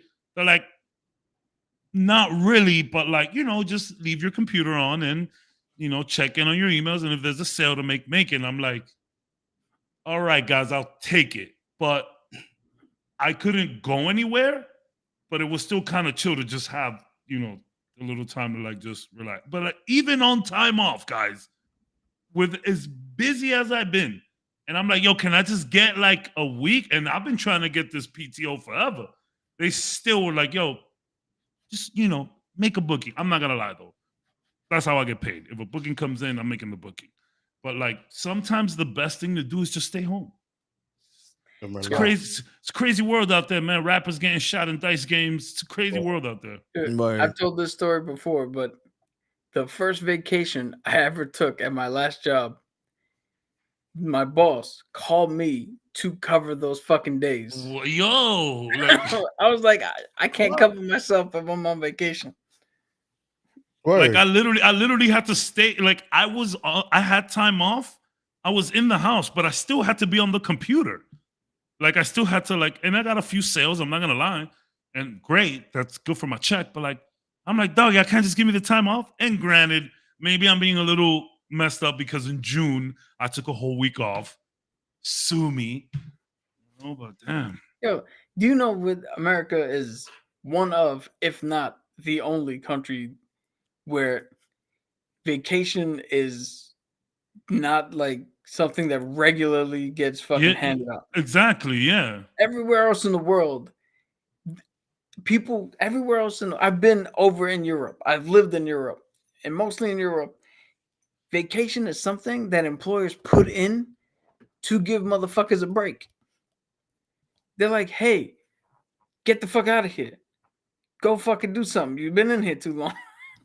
Today we had a meeting. Right? At work. And they're like, hey guys, look, if you're feeling a little burnt out, take your time off. And I said, and my boss was right behind him. He put his hand on my shoulder. And I'm like, what do you mean? Take it? That's what I asked you for. It's so annoying, though. Except but you, like, Kev. I mean, it's to be like, I saw some shit on Google. You could Google it right now. You put PTO 2023, and some dude has, what I don't know if it's a dude that whatever, some person, made a schedule of time that you can take off throughout holidays and weekends. So off of 19 PTO days, you can get 46 days off. Oh, you got to put PTO 2023 on Google. I'm Googling it right now. Yeah, son. See, I work sales. I can't do that because regular days off and holidays, I still got to work. I'm like, look, see, MLK, I'm working, so that shit don't work for me. You know what I'm saying? But the one thing that you can do, like set up if you got PTO, because some people accrue PTO, some people get a certain amount at the beginning of the year. Look at that. Set up around this so you could get some like legit time off. It's pretty interesting. I read that shit like, damn, I wish I could do that. But I work sales, dog. Like we don't get like the holidays off that y'all get. Like we get, I think it's the 4 big ones, which is Christmas, Thanksgiving, and a few others. But like, look at that. It's bro, you get 46 days off 19 PTO days, which is kind of crazy to begin with. I don't know how much PTO y'all got, but I don't got 19 days just laying around. Dude, I actually have 167 hours. Hours? Okay. How much days is that? That's about divided by 20. That's 22 days. I don't have give or take. I've only ever had my last job. I had 1 week vacation. Yeah, I get 80, which is 2 weeks. And yeah, when I was in the Navy, I had 2 weeks. That's kind of wild. I don't think I've ever accrued 19 days of PTO. Yeah, you see, same thing. I work holidays, so that shit don't work. I do sales, but still very interesting. And show, glad to have you here. Glad to have you have some time off. I know you work hard, brother, for real. I heard we tried to diagnose what's wrong with you a few weeks ago. It didn't go well. Yeah, no, we have some mic Voodoo issues. expert. Nah, yeah. Interfere with her connection. Yeah. Apparently, I'm mad Aries for a Pisces. Oh man, yeah, she'll do that to you. Yeah. She'll do that to you. she'll break you down, bro. And it's like, decipher. Yeah. The reason I have trauma with holidays and Christmas, that's how I found out. She broke it down completely for me. I said, well, damn, okay. Thank you. Appreciate that. Now I know. Nah, now I don't leave my Christmas tree up until April. Yeah. So you did your 23 signs in me? Basically. Yeah, but what you been up to? So just hanging out, catching up on some. Have you been watching some shit? Have you been chilling with the kids?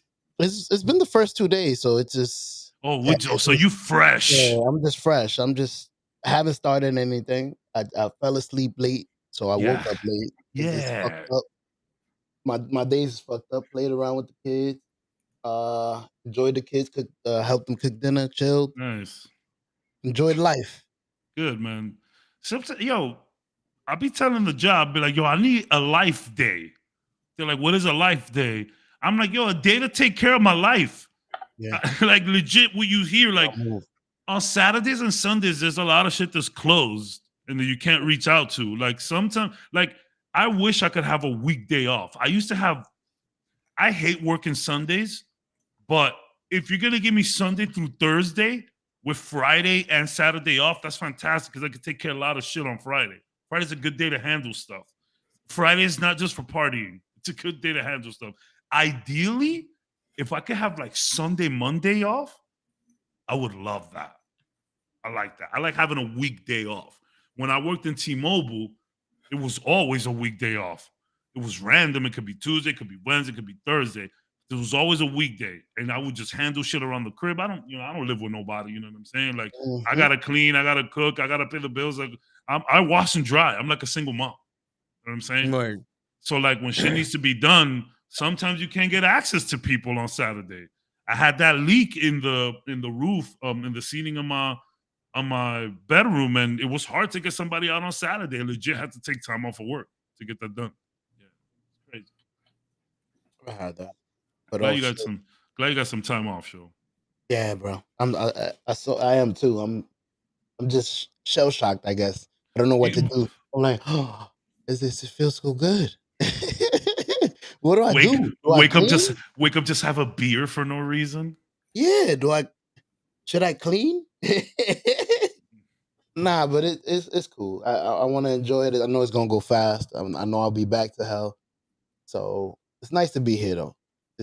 I'm happy to see y'all. I haven't been in the comic one in a while. I would have been here earlier. Y'all must have switched the fucking link on me. I don't know what happened. Yeah. No, I switched. I told you I switched the link and I sent it to you. And then you come with a brand new Instagram talking about send it over here. Let me tell you, my phone's fucked up. So I've been trying to figure out how to get on for about half an hour. And then I'm like, okay, I see this Instagram and I see your page. Fuck it. Yo, please. I don't know whose Instagram is this. It was on my computer. So that's the story. And I'm sticking to it. So, Cho, since you're on here, what's the last comic book related thing you saw? Damn. That's not Black Adam. You know what's crazy? I still haven't seen She-Hulk because everybody keeps giving me bad reviews. Even though I told you you're gonna like it. I'm gonna like it, but you're gonna like it. Hate it, all of them. I'm like, damn, y'all all hate them. Yeah, we don't like it. It's just the kids. I heard some guy say it's a kids show. Some teeny. I'm like, okay. Whoa. Yeah, I don't know about that. No. Well, that's how he felt. That's why he hasn't watched it. Well, no. Yeah, I think you might have misunderstood what he said, because there was a thing where the writer made some sort of comment about the sexual promiscuity of She-Hulk and showing it to kids to normalize it or some shit like that. Yeah, it was some weird shit that you're like, what? It depends on the kid. I mean, when back in the day you was like 10, 11, 12, your parent, you watching a movie with your dad or something, and little sexual scene come on. He's like, yeah, just look away. But you're like, are you doing one of these? I remember I was watching a movie with my dad and some titties popped out. He's just, whatever. Titties. You was feeding on them shits first 2 years of your life, like, you know what I'm saying? It's the first like year. There's a difference between we just so happen upon and some titties. Hey, no, this is made for kids. Here you go, like titties. Oh, Clues. No, there's been situations where it's like full on sex scene, and my dad is like, okay, let's get it out. Nobody's sitting out there like, hey, let's find the third nipple. That's the first clue. Like I don't know, I might get in trouble for this, but there's these kids do these new dances and shit. We always had dances, so I'm not trying to go all boomer, but that Brooklyn drill rap, they do that, called getting sturdy. They do all the leg stuff, you dip and all of that. So me and my son and I were watching a video. There's some guy, Nuno, whatever his name is. It's called what they're gonna say. And like I'm watching it with him, and we're doing some like, we're practicing the dances in the house, just having a father-son moment in 2022. He's doing like dances and shit. And like, there's some stuff in that video. It's like booty shaking and shit like that. And like my son is like, whoa, like, whoa. And I'm like, come on, man, it's a little booty. Just a little booty, man. Like, it's fine. Like, you're just like, it's like, it's not like sex, Dude, yeah. It's weird, man. It's all booty for breakfast. Context and nuance is what I've always said here on this. This is my keywords here. Yeah. I've never felt more like my uncle than when Katy Perry's "I Kissed the Girl" first came out, and I heard my little cousin singing it. I'm like, nah, turn that shit off. Nah, we ain't listening to that. Because they don't understand. They don't truly understand the context behind it. Nope. And at that age, it's weird. Like now, they're grown ass women. They listen to whatever the fuck you want. I don't care now. But it was the same thing with us. I used to listen to Puff the Magic Dragon.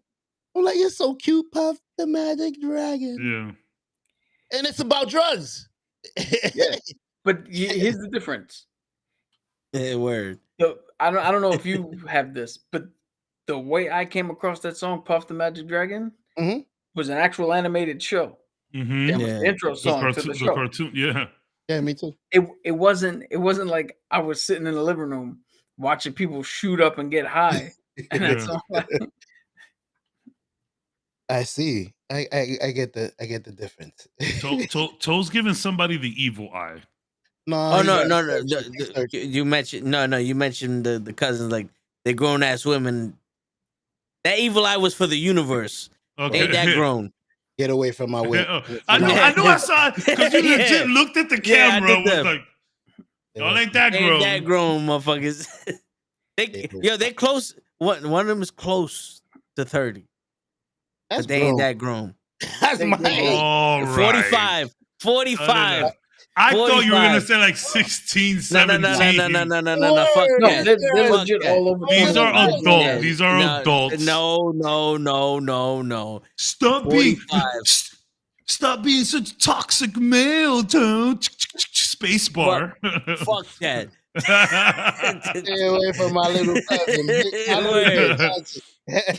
You like your arms? I saw that look though, my man said. I say, yo, what did I do? You were looking straight into my soul. Now y'all safe as the universe. Still single. Damn. That's how you look at them? This your date? Dead ass. There was a couple times that like my aunt would be like, oh, it's Reggie. My aunt would be like, oh, one of their friends is coming over. I'm like, what? Like, yeah, their male friends is coming over. I'm like, okay. I take my shirt off and I wait by the door. I'm like, so you homeboy over here? The bulletproof hair. Yeah, yo, and the crazy shit is, No, he shaved at that time. yeah, yeah.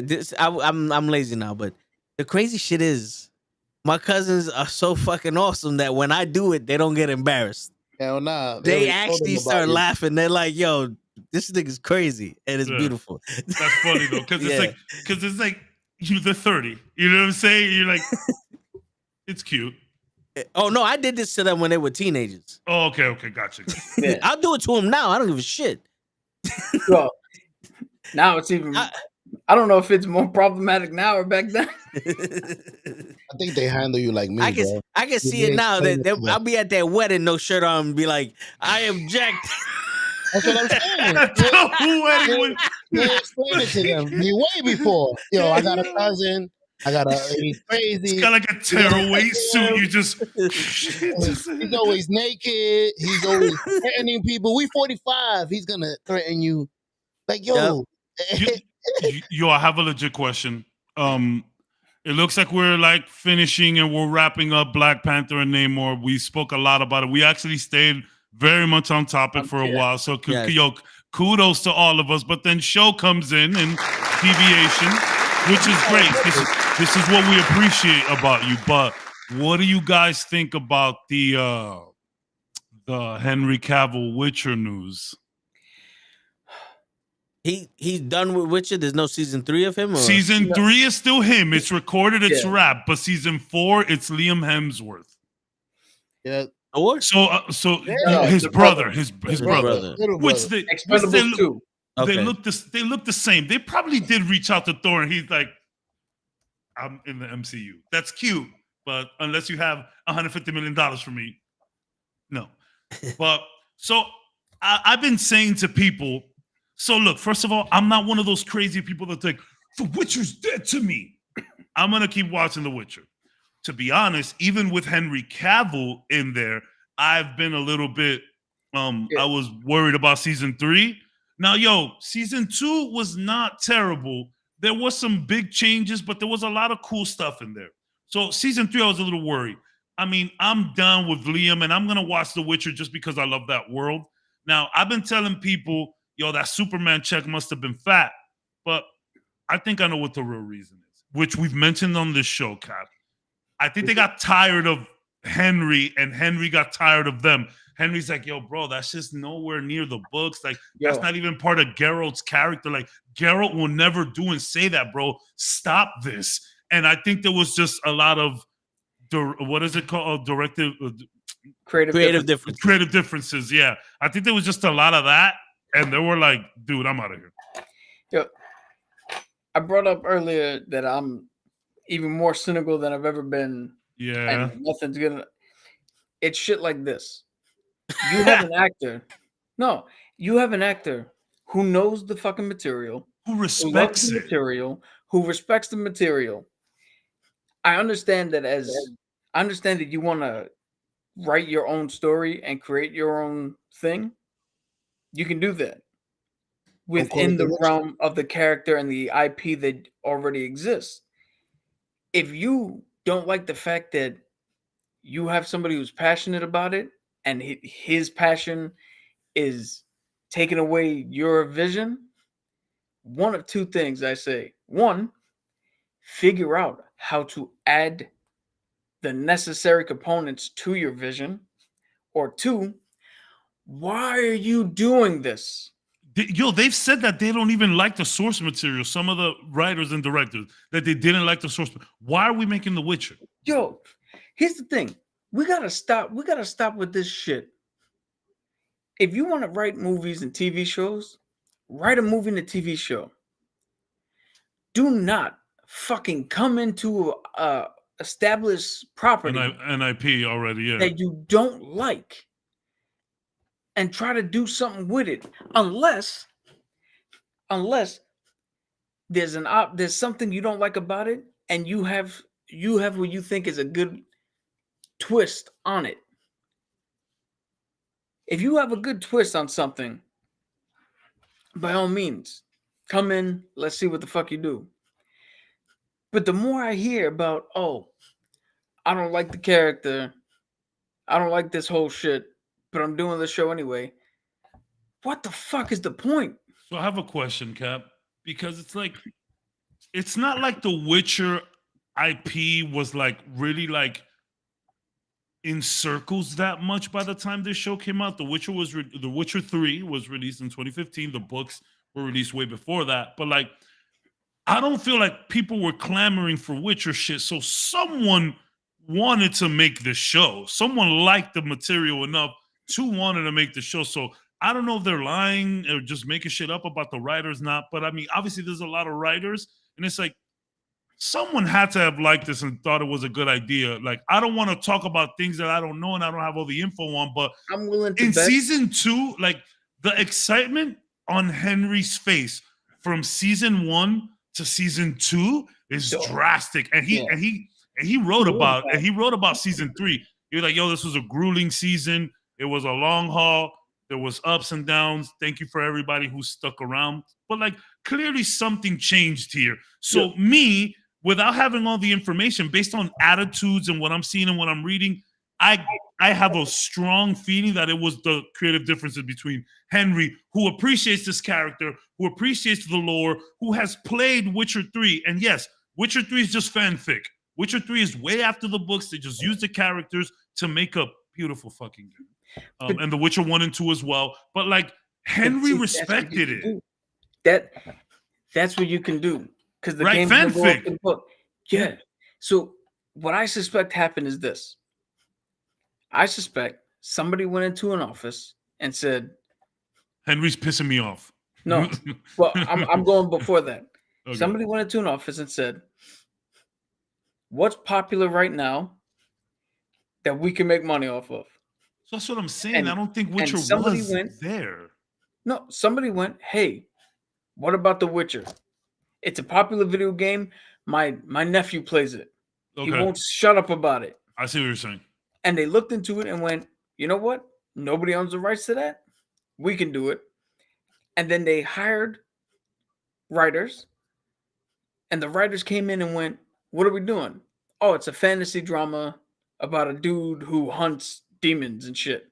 Maybe they were trying to catch up the Game of Thrones hype. That might be. That's another thing. Right? Yeah.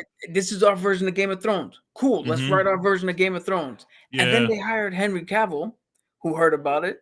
And Henry Cavill went in and said, hey, I'm perfect. I know all of this shit about I've read the books. I played the games. I know all of his motivations. I know his backstory. I know all this. And he hounded them. He hounded them for this role. And what happened was the producers and the writers and the directors turned around and went, what? The fuck you mean you know all this shit? Don't relax. Don't worry about it. We're going to do this. And you make the mistake of we see other people doing, so we want to do our own shit. I'm not going to lie. I like the first season of Witcher. Fucking awesome. Phenomenal. Yeah, it was. Phenomenal. Second season was okay. Yeah, it had good moments, but it was all right. Again, we gotta start this whole thing. If we're not gonna do any fucking thing original ever again, and it's only gonna be IP and remakes and reboots and fucking sequels to shit that came out 40 years ago. Avatar. Yo. We got to do... It's going to be 20 avatars. We got to do what they did with Top Gun. 3 hours apiece. We got to get people who absolutely love the fucking source material to do these things. And not even... It's more what Cap said. We don't even need to get to love. Respect the source material. Because what's the difference? Why did Top Gun blow up so big? It's because everybody went... I know what Top Gun is. And when you saw Top Gun Maverick, you went, holy shit. Maverick is still the same. It was so good. The fighter pilot, the dog fights are still fucking cool. They look great. Yeah. They didn't change what Top Gun was.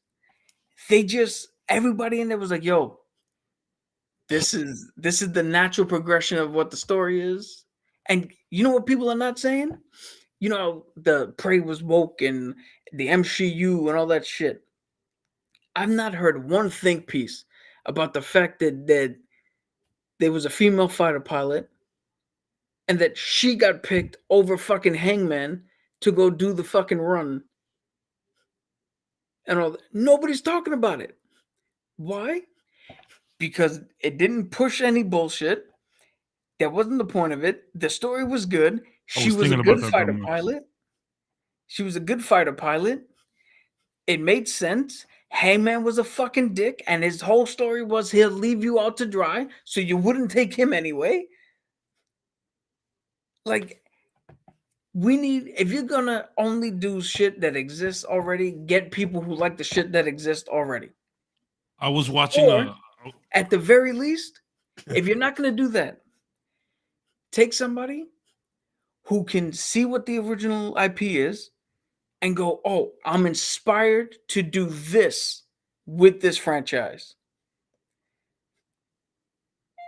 That's what the fuck you got to do, because the constant slew of fucking people who don't like the shit that they're writing about is yet another reason why, if you don't care, why the fuck should I? Yeah, true that. I was watching a YouTuber, Asmongold, I think his name is. I follow him. He just like does reaction shit, but like real serious stuff. He's hilarious. I really like watching him. He was talking about this same thing about like Henry Cavill and the recasting and all of that. And he legit says like, yo, Henry Cavill is always a cool dude. You know, he did his movies, he did Superman. You know, Supermans weren't that great, but he was always cool. But like people blew up their love for Henry Cavill over the pandemic for two reasons. One, he did a video building a PC. So all the nerds just flocked. And the people who loved him already loved him more. And then when he did The Witcher, he actually did The Witcher because he played the game. Once he played the game and found out that they were making this show, he hounded them down for the role. Once he got before the role, he started reading the book so he could be on top of this thing. And then people were like, yo, Henry's a really cool guy. I'm one of those guys. I always knew Henry was there. I loved Henry for his portrayal of Superman. Yo, The Rock said it. Like, yo, he's a Superman of our generation, whether you like it or not. Like, and I know there's arguments there. But I became a huge fan once I saw him during the pandemic and show that love for The Witcher. And I'm like, and I remember thinking to myself, like, when we're doing shit like this, where you're borrowing an already existing franchise and doing your own take on it, your own telling of it, whatever it is, why can't we just get a bunch of motherfuckers like that?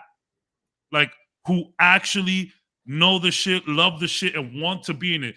And that's why I'm getting to where I'm getting with the whole thing that's happening, because I see the level of excitement. And Henry says, yo, season 1, the press tour was like, wow. Season 2 press tour, like, I don't even think I saw Henry that much. Dude, I haven't seen anything for season 3. And for season 3, they just wrapped up. And it's like, okay, I haven't been hearing anything. Yo, the only thing I've heard about season 3 of The Witcher is that Liam Hemsworth is taking over season 4. and that it was super difficult to make. Did you watch 1 and 2? Season 1 and 2? Actually, season 1 of The Witcher actually made me like Henry Cavill even more. A lot of people feel that way. Because I saw his Superman, and I'm not gonna lie, he is the best looking Superman we've had since maybe Christopher Reeves. You know what I'm saying? Like, just like his stoicness and all that other stuff. But the movie, had its own. The movie is it's funny because I went back to the Supermans, and Christopher Reeves Superman, he was kind of goofy. Yeah, he was very goofy as Clark Kent. I mean. Yeah. Poindexter. I was like, okay. It was, it was a way to. It was almost like they were polar opposites of each other, Superman and Clark Kent. But I did like that.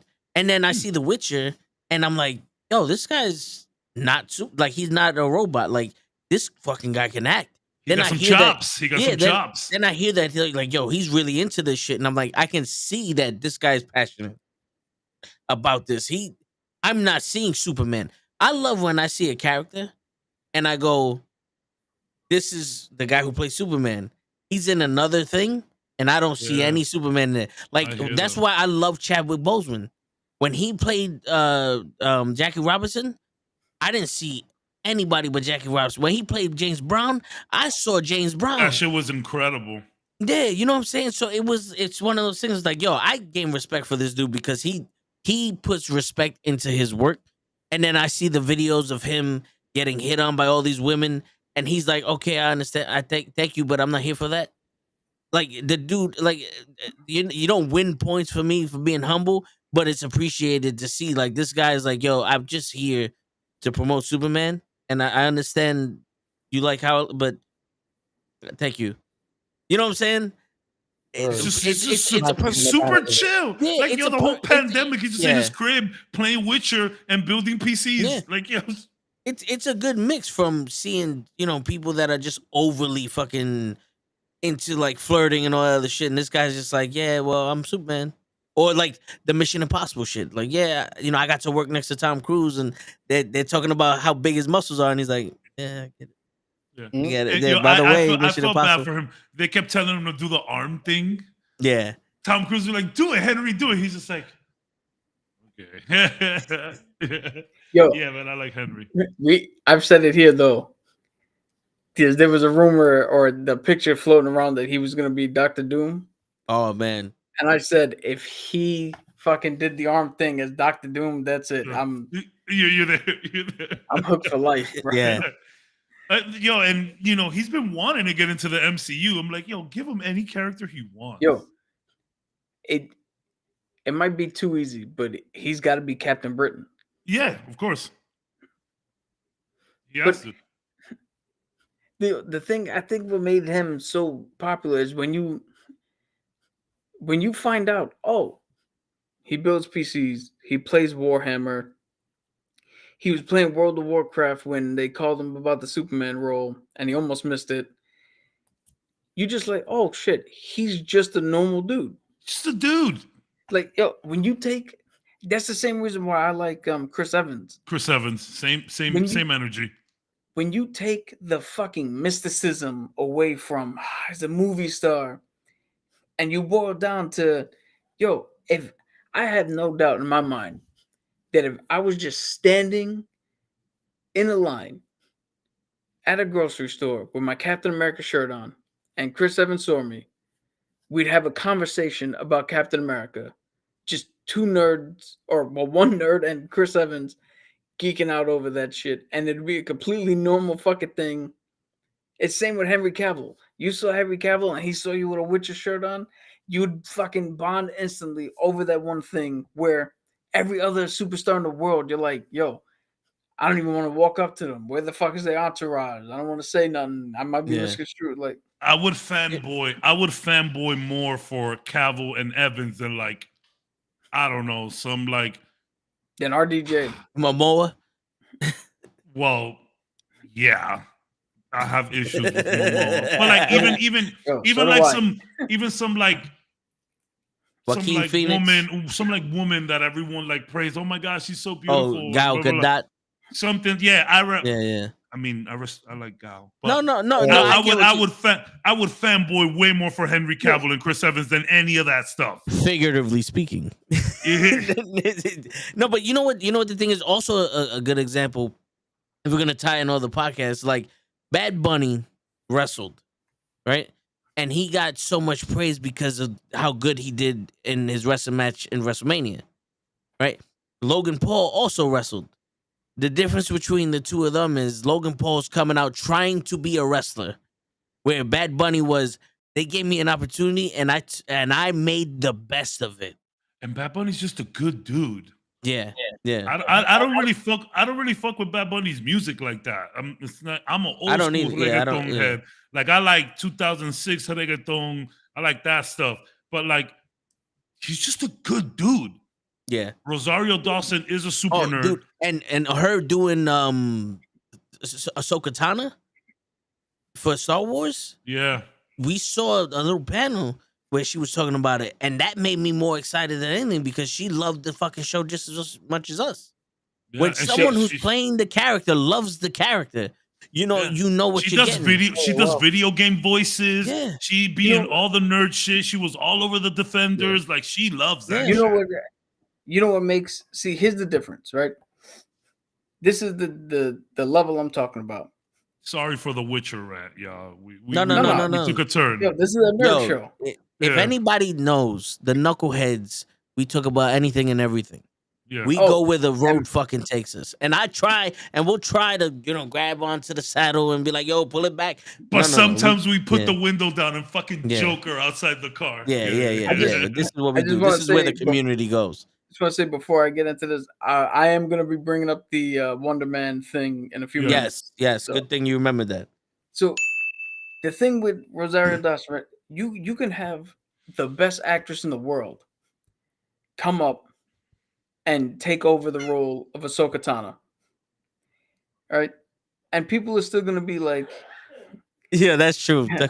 That's fucking Yeah. true. Very true. I have topics. We just don't talk about them.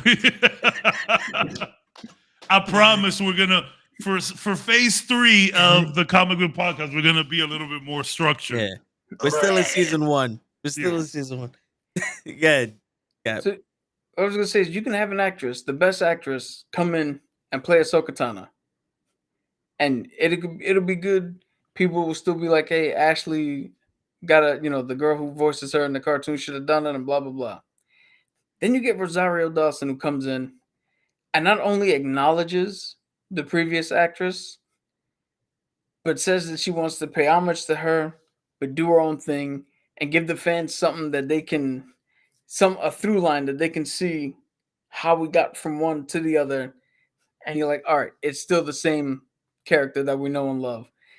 That little more attention to detail and that little more effort is what puts shit over the top. You finish? Good. Yeah. No, also, think about this, Cabs. You went to a wrestling event, right? And you see all the fans chanting and all this other stuff. Now you have like a super fan. Let's say there's a fan that kind of looks like Hogan or John Cena. He's gonna sit there and do the same way Cena would. The fucking his whole life he's been watching and emulating John Cena or Hogan. You get you see how I just did 3, boom. Where an actor who doesn't know it would be like, oh, I'm just doing the ear thing. But they don't understand it's like a come on, boom. You know what I'm saying? That's literally how the Miz got a job. He's been pretending to be a wrestler his whole life. Yeah. And that's what makes the authenticity a little bit better. Absolutely. Because Rocky is awesome because of the boxing. He actually trained with boxers. He got hit for real. He actually got knocked out a couple times during the filming. That's what made it looked like we was watching a real life fucking boxing match inside this movie with everybody in it. And to see someone respect the craft and to do that shit is crazy. Like the fucking the movie with Mickey Rourke where he was the wrestler, the movie The Wrestler. That movie's wild. That movie is loosely like Ric Flair type shit where he wasn't homeless enough. It was just they can't give it up and they're willing to die out there. You know how many wrestlers say that shit? I was crying during Jake the Snake's fucking induction Hall of Fame speech because of his love for the business and how he gave up his family to be with his business, to be with the business and all that other shit. It's deep. And when you can get somebody that connect with as deep it is, then the rest of the fans can be like, yo, I'm in as deep as you are with it. Tom Brady shit. Yeah, you know? Yeah. You can't have someone that never played football do a fucking football movie. Like know what I'm saying? What was it, the Kurt Warner movie that they did with? Yo, I've actually heard that movie was good, but that's because Zachary Levi, who plays Kurt Warner, he actually knew the story before he even read the script. He knew Kurt Warner's story, and I think has been canceled, that biop, because of other shit. But he stayed with Kurt Warner. He learned Kurt Warner's mannerisms and shit like that. It's another level when the person who's making the thing you love to watch also loves making it and wants to make it, because now it's a shared experience. Yeah. And now to get to the casting news. All right. So real quick. that- before you change it, I've been trying to say, is this similar to what happened to Batgirl, that somebody came in that didn't like it and messed it all up? No, but Batgirl had the misfortune of coming in with the fucking sweeping corporate change, and they Yeah, just was picked what here. It was a looks like it's transitional the period. That least movie amount was of work. that movie was damn near done. Before it even started. But Okay. yo, that movie got Sure. killed in. That movie got killed in by the fucking, excuse me, by the test screening audience. Okay. The minute they saw that the test screenings were bad, they were like, "Well, fuck it." Then pull the, get it out of here. But they let Justice League and fucking Batman vs Superman go through. It's different. Different people were in charge. I digress. I don't know if David Zaslav would have let Justice League go if it was poorly reviewed in the test screenings. Well, that's something we need to know before we start Which- investing. By the way, I've heard I've heard two things. The Flash test screenings have said that this movie is better than Endgame. Whoa. Or Infinity War, depending on who you are, Cabs. Look at the face, Blue. And two, that the best thing about the movie happens to be Problem Child himself. Bloop, another one. Bro, fuck you, Mama Webble. Again, it's the people who released Jonah Hex are different than the people than the guy in charge now. It's different people. Yeah, I'm gonna go watch it. I'm gonna go watch it. But, I want to. You report back. I see. Yeah. I will report back. I'm gonna go watch it. I will watch it. I'm gonna watch it. I will watch it, but I'm telling you now, man, that can't save him. Like, listen, I will let Cap speak. 3 minutes. Everyone knows that as men we have to have our own little like standards, right? We have our own. This is the straw that breaks the camel's back. There's point of no return here. Mhm. And when it comes to certain people like Jeff Hardy or John Jones, like, you fuck up so much. No matter how good you are, I can't support you no more. You know what I'm saying? Like, I can't support what you did because of how. I don't give a shit how good Ezra Miller is in this fucking movie. I can't support him doing another Flash movie. And if they want to go that way, then I can't watch another Flash movie. I will not watch another one if he's in there. So- If they're in there, sorry. Yeah, So- I Yeah. telling him. The rumor is, that I'll leave that one alone. Yeah. The Oh, rumor say no is more. that they've already recast the Flash because they already greenlit a sequel. Okay. That's how good the test screenings are. They already greenlit a sequel, and the rumor is that they've already recast the Flash. Okay. Good. Now, Captain Wonder who's Man. this? Wonder Wonder Man. Give us a little brief description of who Wonder Man is. So Wonder Man is a Marvel character who I always forget this dude's name because he has just a. Give me a second here. Show knows who his name is. What? What's his name, Joe? His name is Namor. There you go, Simon Neymar. Williams. No, Use close. Simon Williams. I always There you forget go. that name because it's such like a fucking bland name. Yeah. But he's It's a guy like Greg who White. he's kind of like he's kind of like a Saturday morning version of Husk. Damn. Not Husk, Hush. You know how Hush was a friend of Bruce Wayne, then became obsessed and changed his face and all that shit. Yeah. He was a friend of Tony Stark. There was a falling out with them. He became a rival. They tried to do some other shit. He got caught in some weird fucking thing, and now he's Wonder Man, and he's got the power of infinite energy. And certain aspects of him can change. What do you call it? This is what he normally looks like. Oh, so he got a W. Nice. That's where the wonder comes from. You're like a Ryu with a W on his test. And he's got energy powers. He can fly, super strong, shoot energy blasts. Sometimes they depict him as like in full purple energy mode. And he's being played by, and I hope I say this name correctly, Yahya Abdul Mahin. What? It's the gentleman who, so he was in the new Candyman. He's Black Manta in Aquaman. And for anybody who's seen Ambulance, he was the guy opposite of Jake Gyllenhaal, the guy who was actually driving the ambulance. I know. He, And that's another thing. At one point, Him. yep. Yeah. It's another good point to bring up. At one point, they used his, so he was actually dating Wanda Maximoff. And for anybody who wants to know why Wanda fell in love with the Vision, he was dating Wanda.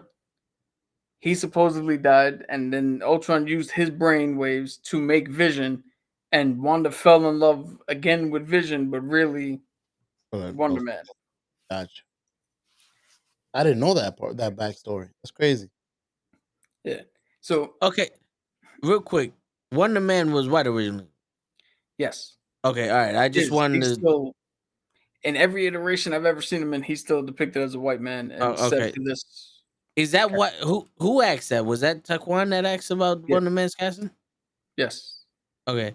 Is that why you asked that question, Taquan? Because they were race swapping the character?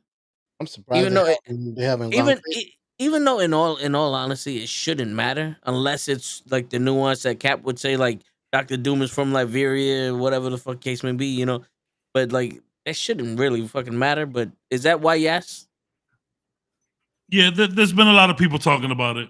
So you know what's funny? That girl Kiki Williams that they keep saying they want her to be Storm. Rogue. Rogue. Yeah. Yeah. I said Williams like Riri Williams. Yeah. Sorry, I've just got iron in the mind right now. But she dressed up as Rogue for Halloween and killed it. Yeah. Killed it. Looks so good. Kiki Palmer Rogue. She killed it. Kiki Palmer Rogue Halloween. She killed it. So here's how. Never mind, I got you. K-E-K. K. Yeah. Here's something that I'm going to say, because again, this is a more complicated issue than can they or should they. At the baseline, who is Rogue?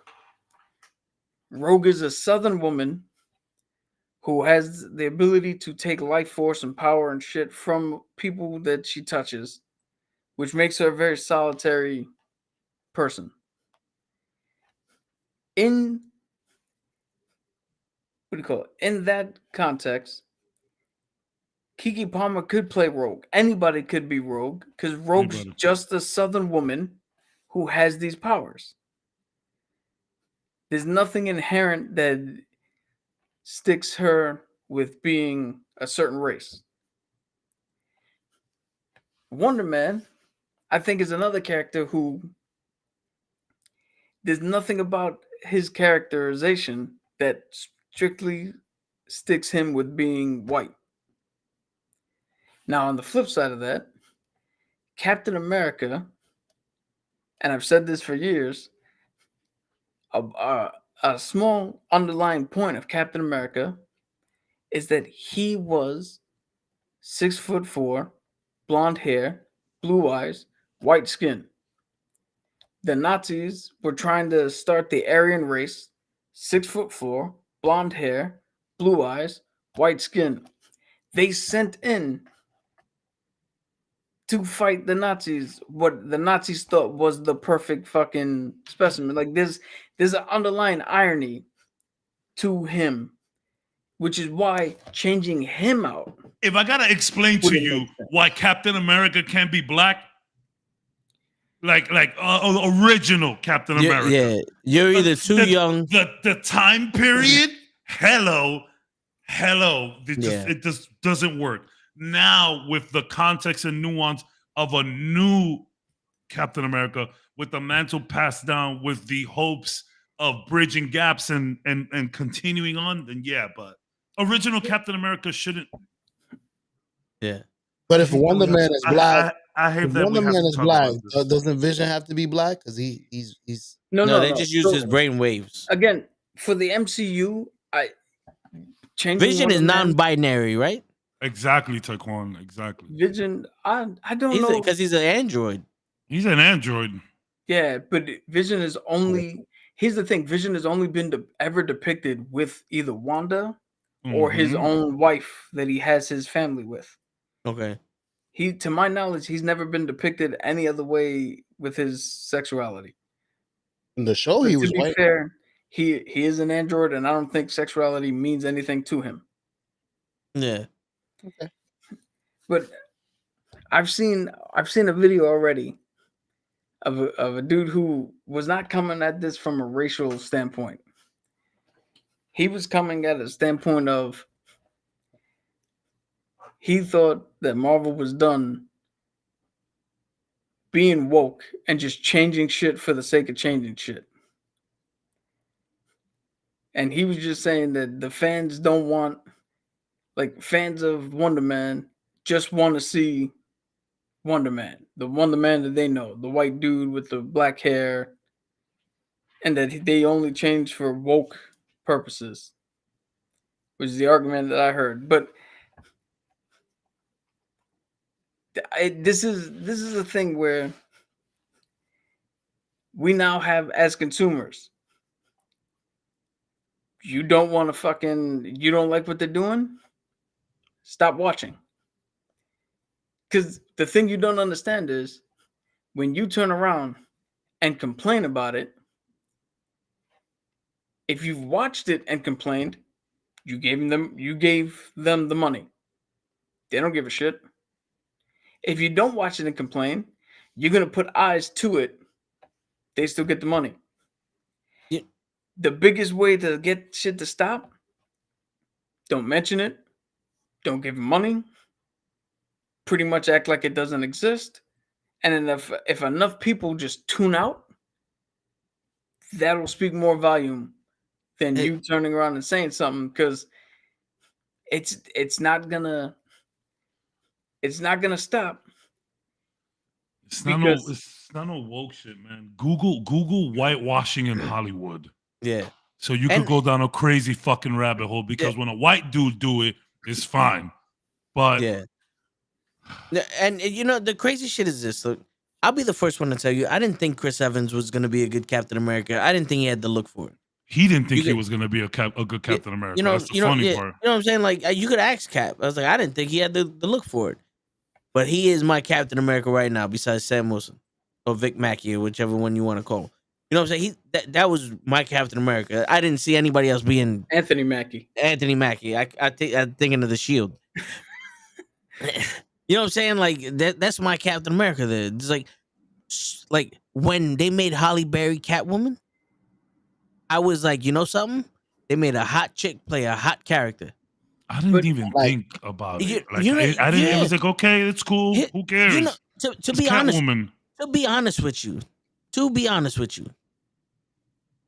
it doesn't matter what race plays the character, as long as you keep the nuance of the character the same.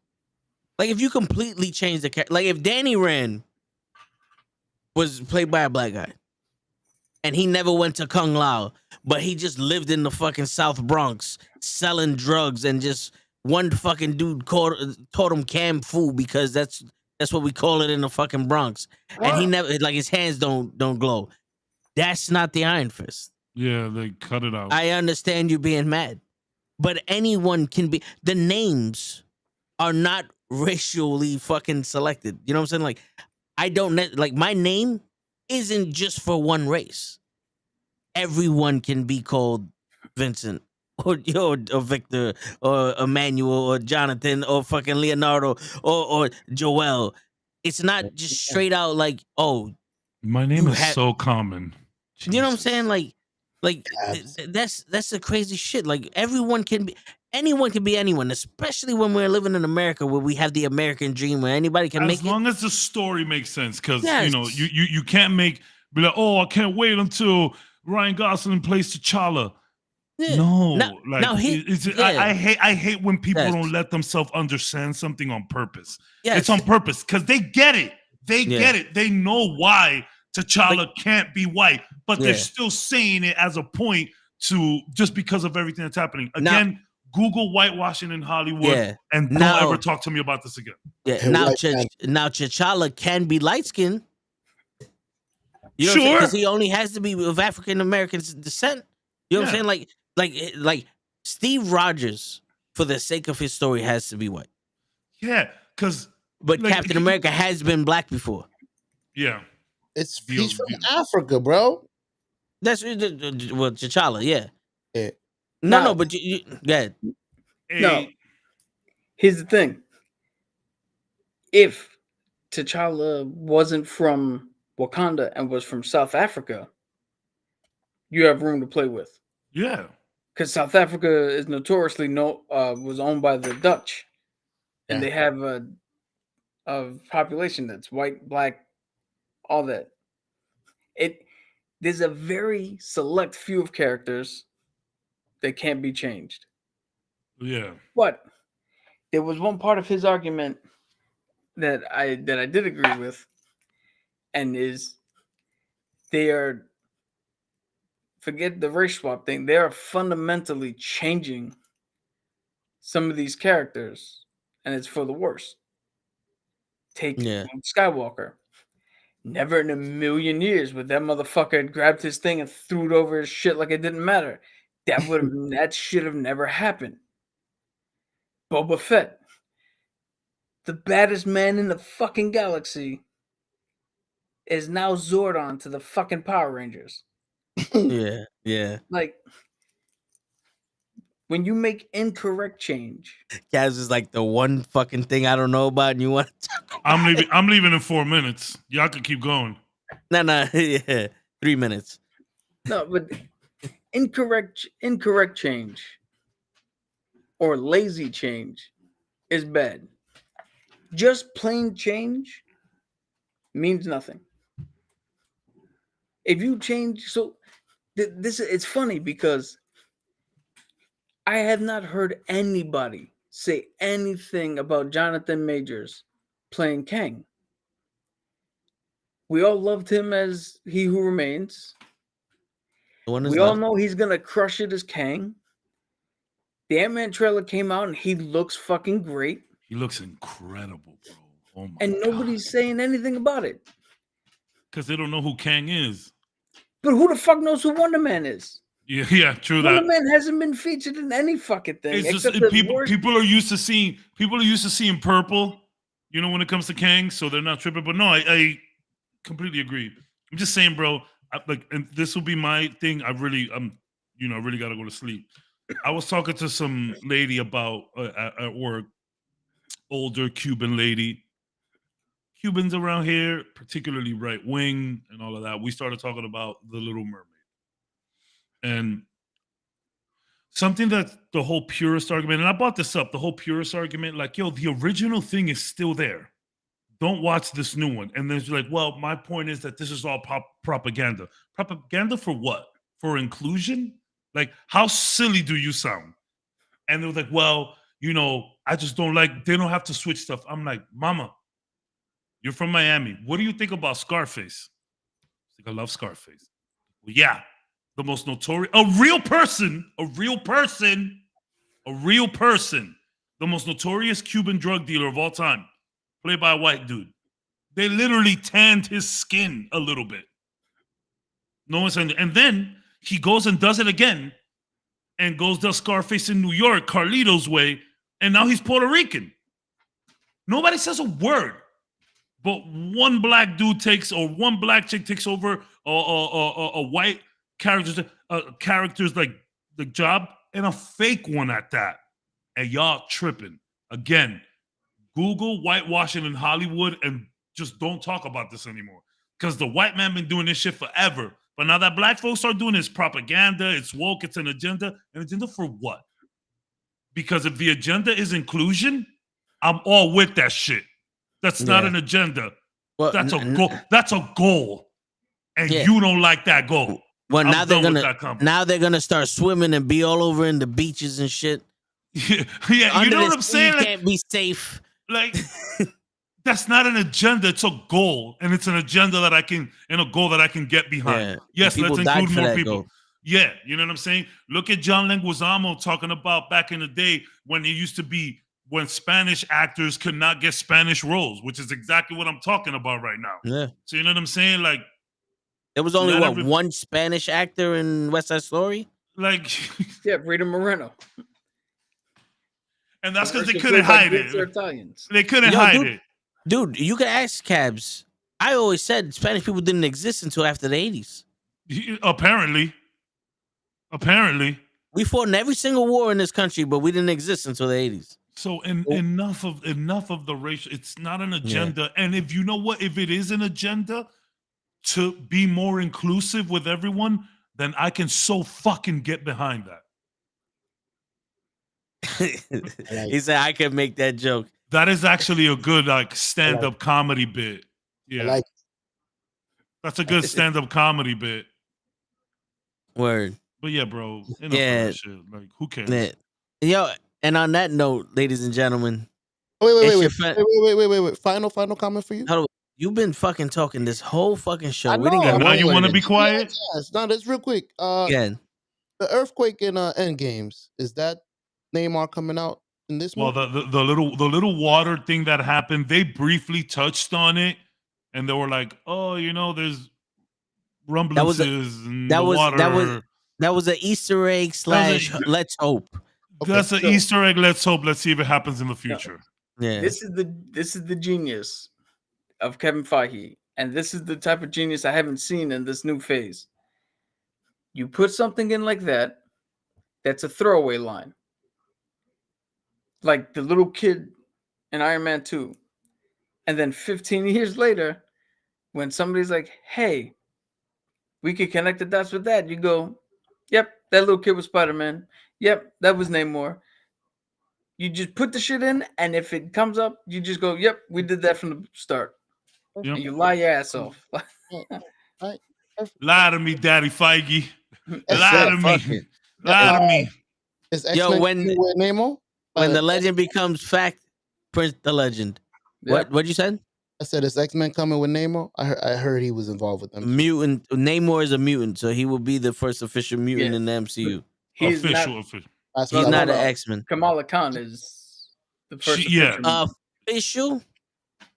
In the MCU, Kamala Khan is official. They're not gonna call. They are not gonna.